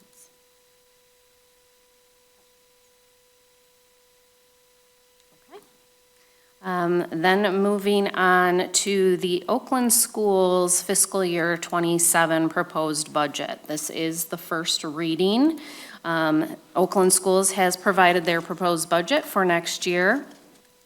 All funds have been provided. However, it is only the general fund, which the board is required by law to vote on. No later than June 1st, we are asked to adopt a resolution in support or non-support, and if non-support, with reasons provided, of the general fund budget from an oversight perspective. The second reading will occur on the May 12th meeting, so we'll meet the deadline, and then Oakland Schools Board of Education will vote on the budget on June 1st. This budget was presented to the Oakland County School Business Officials Meeting on April 17th, which I was in attendance with, and am comfortable with the budget as it has been presented. The board is invited to the designates meeting, and I forgot to confirm if somebody was going, but that is on April 29th at 6 p.m. A couple of items to note from the budget. They are projecting an increase to property tax revenue of 3.4%. The general budget is operating in a surplus of $1.2 million and an increase to PA-18 special education funding of 2.9%. Any questions on the Oakland Schools budget? Again, first reading. So I will be attending the designates meeting next week. That's what we agreed on in our organizational meeting. So if anybody has any specific questions that you would like me to ask after looking through this packet, please send them to me before next Wednesday and I can ask them there. And then again, after I go to that meeting, if there's any pertinent information or I can share that with the entire board when we do the second reading next time. So that we do have ample opportunity to examine what's in their budget. Thank you. Okay, and next we have the March monthly financial report. So this is as of March 31st. The budget column is reflective of the amended budget approved by the board on January 28th. The budget to actual comparisons are provided for the general fund, community service fund, and food service fund. Focusing on the general fund, we have received $66.5 million in revenue to date, or 62.1%. And we've recognized expenditures of $66.6 million, representing 62.3% of the budget. The additional schedules, as you're used to seeing, include the cash and investment report, cash flow, cash disbursement detail, purchasing card activity, and grant summary schedule. Any questions?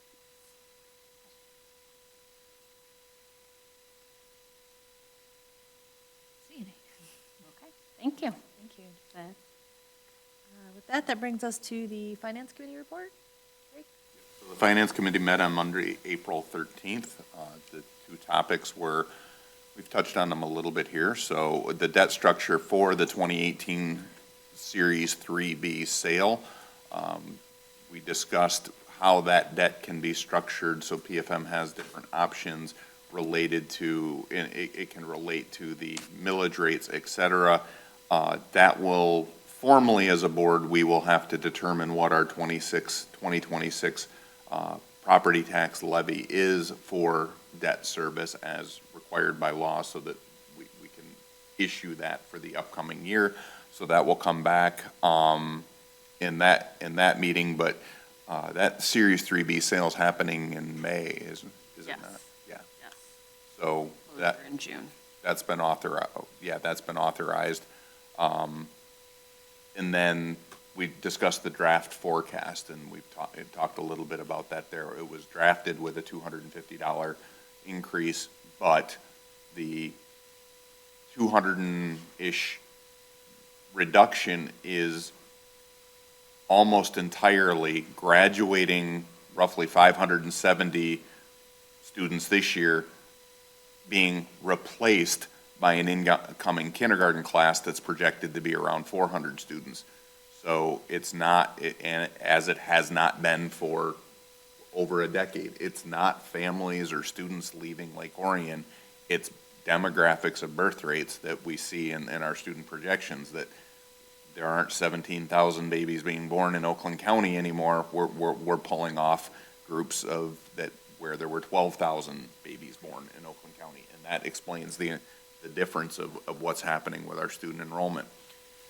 So the nice thing is it has a 3-year projection, and this will come to the whole board, but this is really our first glance at how are we doing for a budget 2026 or a budget 2027 before it comes to the whole board, but pushing to say what's going to happen over the next 3 years to make sure that any decisions that are being made for a budget for next year are sustainable going out into future years. So that's the problem, is we still project that our student counts are going to drop more than the offset that we're getting from proposed state aid. So we just have to be, very conscious about the dollars that we're spending in this environment. But the good news is we ask a lot of questions, and Andrea and Heidi they've thought it through. So it gives us confidence as a finance committee that they are looking at the things that they need to look at so that we can continue to provide the programming we need to provide. Thank you. Okay, and with that, that brings us to our 13 action items. So, first one, may I please have a motion to approve the consent agenda? I move that we approve the following consent agenda items. Approve payment of the March bills in the amount of $8,958,113.74. Approve minutes from the March 25th regular, the March 20th curriculum, the April 6th special, the April 10th curriculum, and the April 10th, 2026 Finance Committee meetings. Thank you, Birgit. Is there support? Support. Thank you for all the support. Any discussion? All in favor, please say aye. Aye. Any opposed? Motion carries. Next. May I please have a motion to approve the social studies instructional resources request? I move to approve the new instructional resources request for social studies for fall 2026 implementation as presented. Thank you, Scott. Is there support? Support. Thank you. Any discussion? All in favor, please say aye. Aye. Any opposed? Social studies request has been approved. Okay, may I please have a motion to approve, I got ahead of myself, certified new hires? I move we approve the certified new hires as presented. Support. Thank you. Any discussion? All in favor, please say aye. Aye. Any opposed? And look forward to meeting Kelly and Joy in the near future. May I please have a motion to approve the elementary curriculum supervisor? I move to approve appointing Elisa Orlowski as the elementary curriculum supervisor as recommended. Thank you, Heather. Is there support? Support. Any discussion? All in favor, please say aye. Aye. Any opposed? That is approved, so look forward to Elisa joining Sienna. Yeah. Okay, may I please have a motion to approve the secondary curriculum supervisor? I move to approve appointing Sarah Wenlin as the secondary curriculum supervisor as recommended. Heather, is there support? Support.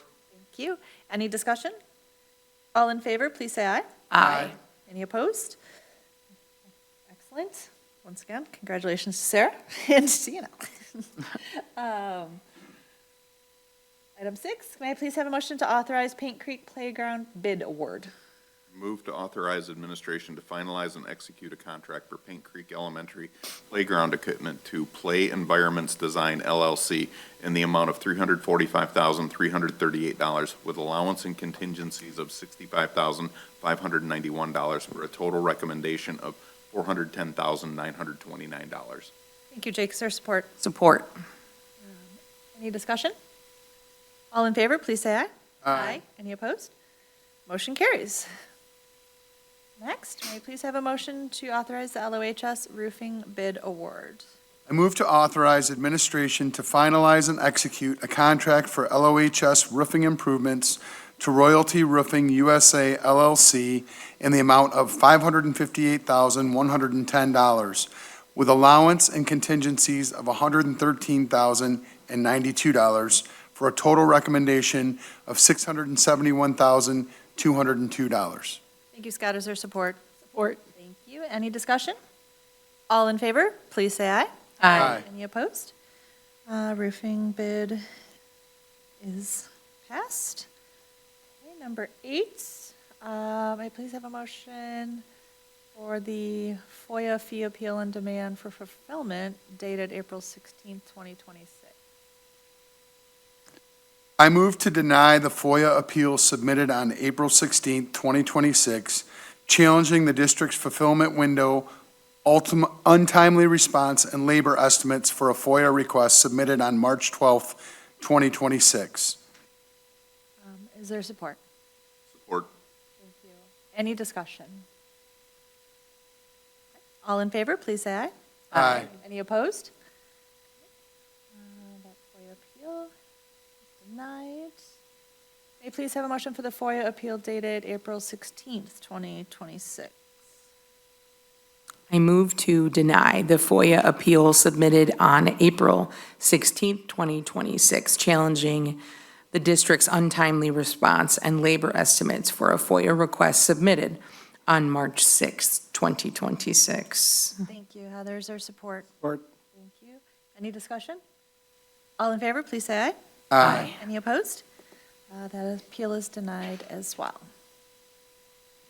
Next, may I please have a motion to approve the Scripps Assistant Principal?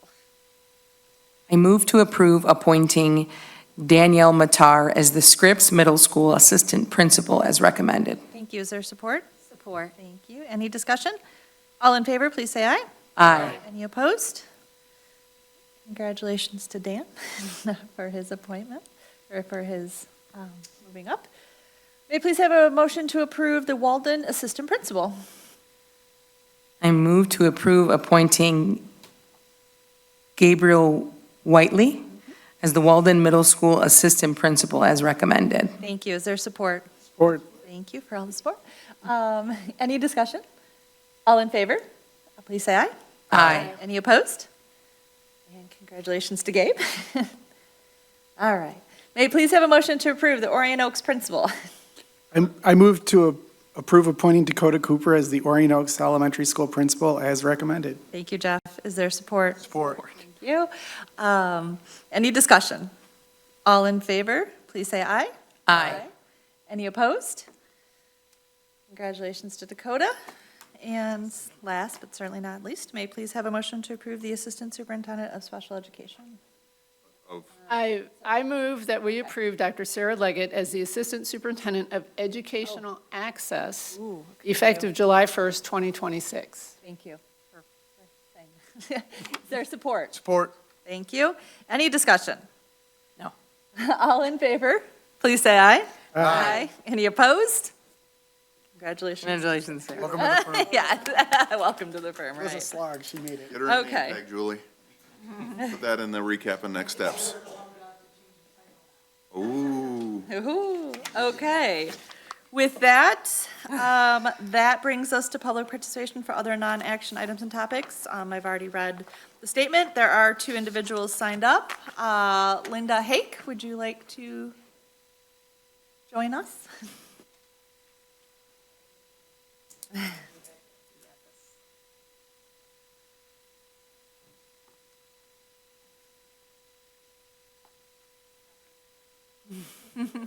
Welcome.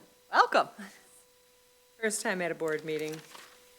All right, so I'm Linda Hake. I've moved to Lake Orion in 2017 because of the schools. I have 2 autistic boys, one that graduated from Lake Orion and one that is now in phases. I have had nothing but great things to say about Lake Orion schools and the phases program until this year. And I'm in a position right now that I may have to remove my son from school completely and find a whole new program, if possible, a center program or whatever. I'm working through that right now. So I thank you, Jake, and I thank you, Heather, for bringing up things and answering questions that I would like to have brought up, and I thank you, Heidi, for answering a lot of what you could. I know that there's financial things. I know that there's a lot of things that are going on that are beyond what you can even do at this point. So I wrote down a few things. Timeline. Okay, so there's reconstruction that's going to happen. 2028 is the build, is what I heard. Let me know if that's different.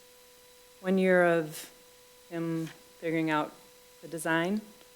Okay, so 2028, my son is almost done, but I know there's plenty more coming up, and if the bond goes through, I would be interested in being on one of those committees. And I'm sure there's many other parents that would like to know more about this as well, and I wish they could have been here to hear what I have just heard. Security, the one thing that did bother me when he was saying that you would do this while the kids are actually there, this year when they tore apart the gym, that was horrible. It was horrible for my son. I mean, he was coughing coming home. He is sensory overload, the changing of all the teachers and the schedules, and I know it's not just me. I'm pretty certain there's plenty more that are having the same issues. So I beg, borrow, and plead that you guys do what you can.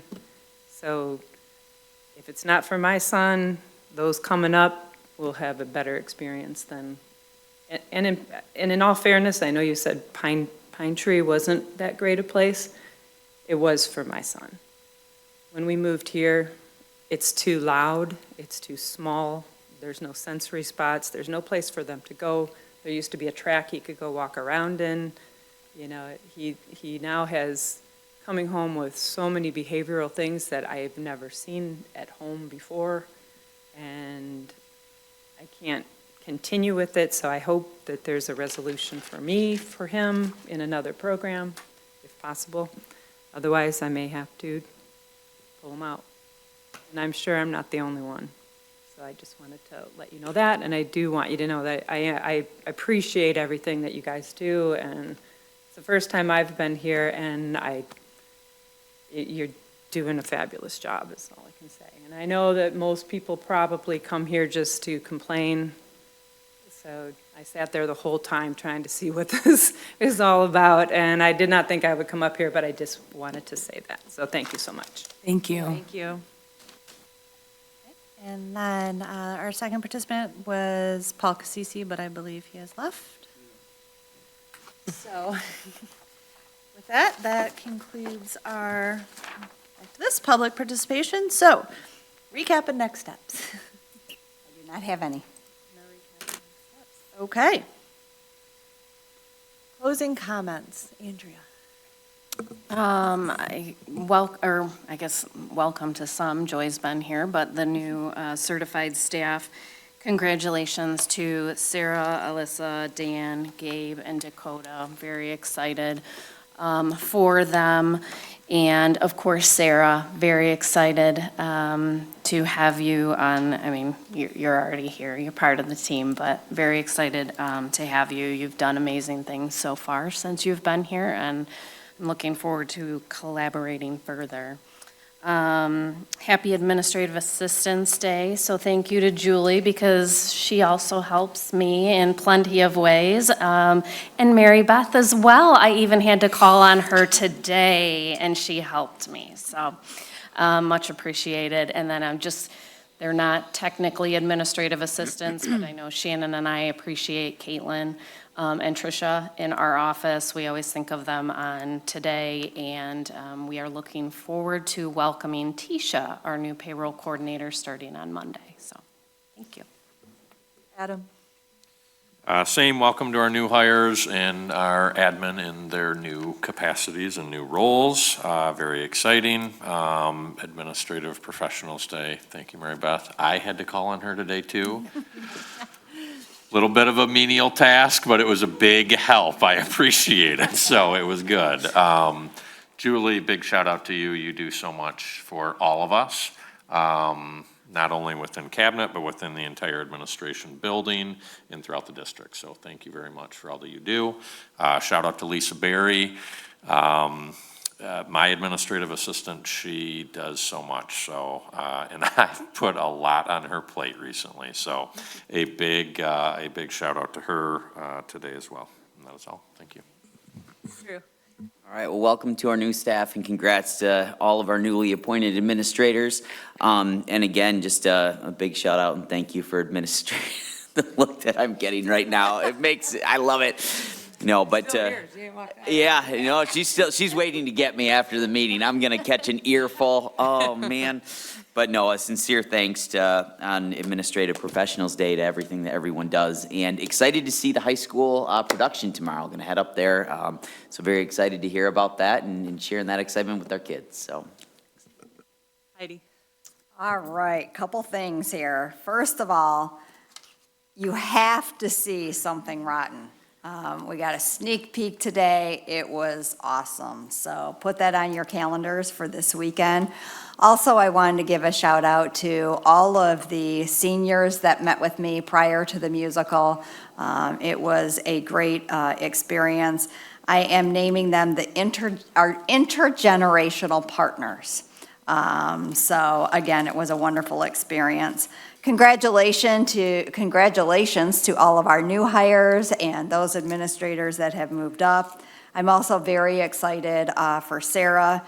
She has been part of cabinet, but I think it is very important for the district and our community to see that all voices are represented at the table and all students. And so there's already been a lot of work done this year aligning gen ed and special ed, and that work will continue. So I am very excited for that.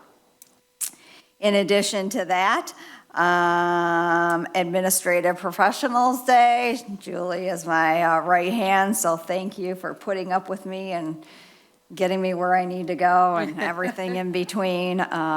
She is a true blessing, as I know you all know. And Mary Beth as well, who is sitting in the audience. I call upon her and daily basis as well. So, and all of our administrative professionals, they do so much. So thank you to all of them. And I believe that is it. Thank you. We're going old school. Jake. Coming up the line. Sort of bummed. This is play weekend, so I was able to make this meeting because I'm not leaving to go out of town until tomorrow. But I'm bummed. I'm so bummed because the thespians, I'd say, if you grew up a sports fan and then the kids sort of got me into theater, and you want to talk teamwork, it's amazing. In a sports, a pass isn't completed, we come back and try again. They have to be on point for 2 hours, working off each other. That if they're all supporting each other, and they need the support of people with sound and lights and this. So it's just an amazing, incredible group of students, and I'm bummed that I'm gonna get to miss them.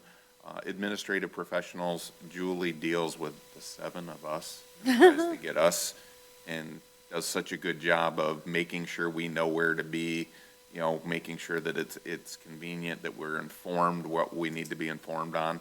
And you make it look easy, and I know it's not, and we very much appreciate what you do. So, and then to all these new administrators and the different jobs they're taking, it's just exciting to see different people getting different opportunities, and so many of them are homegrown that we've seen come up through the ranks.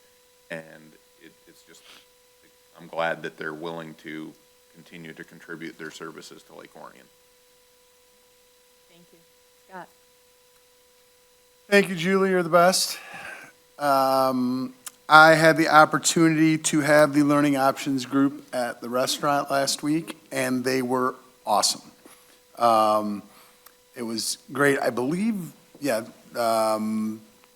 was a couple grants that we worked through different businesses so that we could provide them lunch because they were going to the DIA, and it was kind of a timing thing, and they kind of swooped in and they were eating, but it was great. It was very refreshing to be able to talk to all of them, and they were just super thankful and super courteous, and, you know, went up and thanked the chef, and it was just great. So I want to pass that on. Good work. Awesome. Well, I want to thank Julie, of course. I was new not too long ago, and she's been so helpful in me knowing what I'm supposed to be doing half the time and where to be. So thank you, Julie, for that. I won't thank Mary Beth Anker. I've known her a long time in different roles. We have a sordid history. No, just kidding. No, thank you very much. She's great. She's a longtime friend. I want to congratulate all the new administrators. I had the chance to work with so many of them, and it's great people, and it's wonderful. The program, these leaders from within, and cultivating this talent and helping them grow into these new roles. And they have a lot of great classroom experience, and I think that's an important thing for an administrator in an education business. The Pomeroy residents, I love them being involved. The intergenerational partners, is it? Yes. It's so nice to reach out to these folks and remind them they're part of this community too, and you don't see a lot of school districts do that, and I wish there was more of that.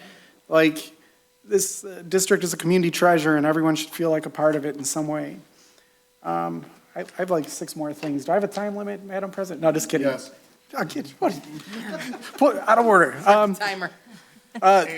So I went to solo and ensemble at Oakview, the middle school students, and what an amazing event. It's very complicated. The band teachers and the parent and many student volunteers putting this on. And it's very interesting because they're 12, 13, 14-year-old students, and they're getting actual feedback, not like, hey, good job, good try. No, they're telling them if they messed up. And for people who haven't done competitive sports or competitive music, they're not used to hearing that. So this is really helps you grow, isn't it? Like getting that kind of feedback that is tougher for these generations now. So it's a cool learning experience for them. Finally, middle school night at LOHS soccer, that was a blast. That was yesterday. Another nice thing, the awesome outreach programs, making those middle school students feel part of the high school community because they're going to be there at some point soon, and supporting another program. I think we do great in this district of the middle schools reaching out to elementary, high school reaching out to middle, and so forth, to make people feel part of that community and welcome instead of this mysterious place at the next level. So I guess that's all. I could do a few more pages, but I'll stop. Thank you, We'll come back to you. All right, thank you. Very good.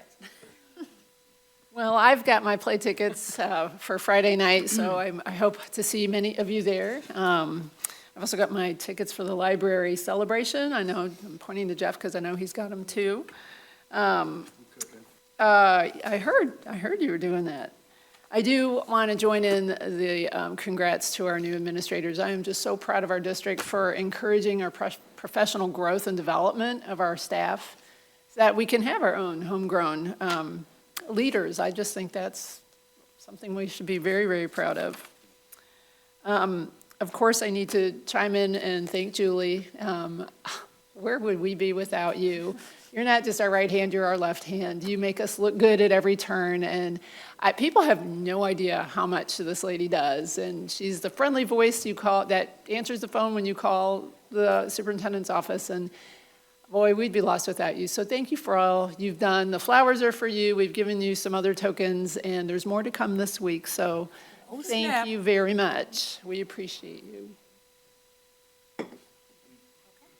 Thank you. Very good. Susan.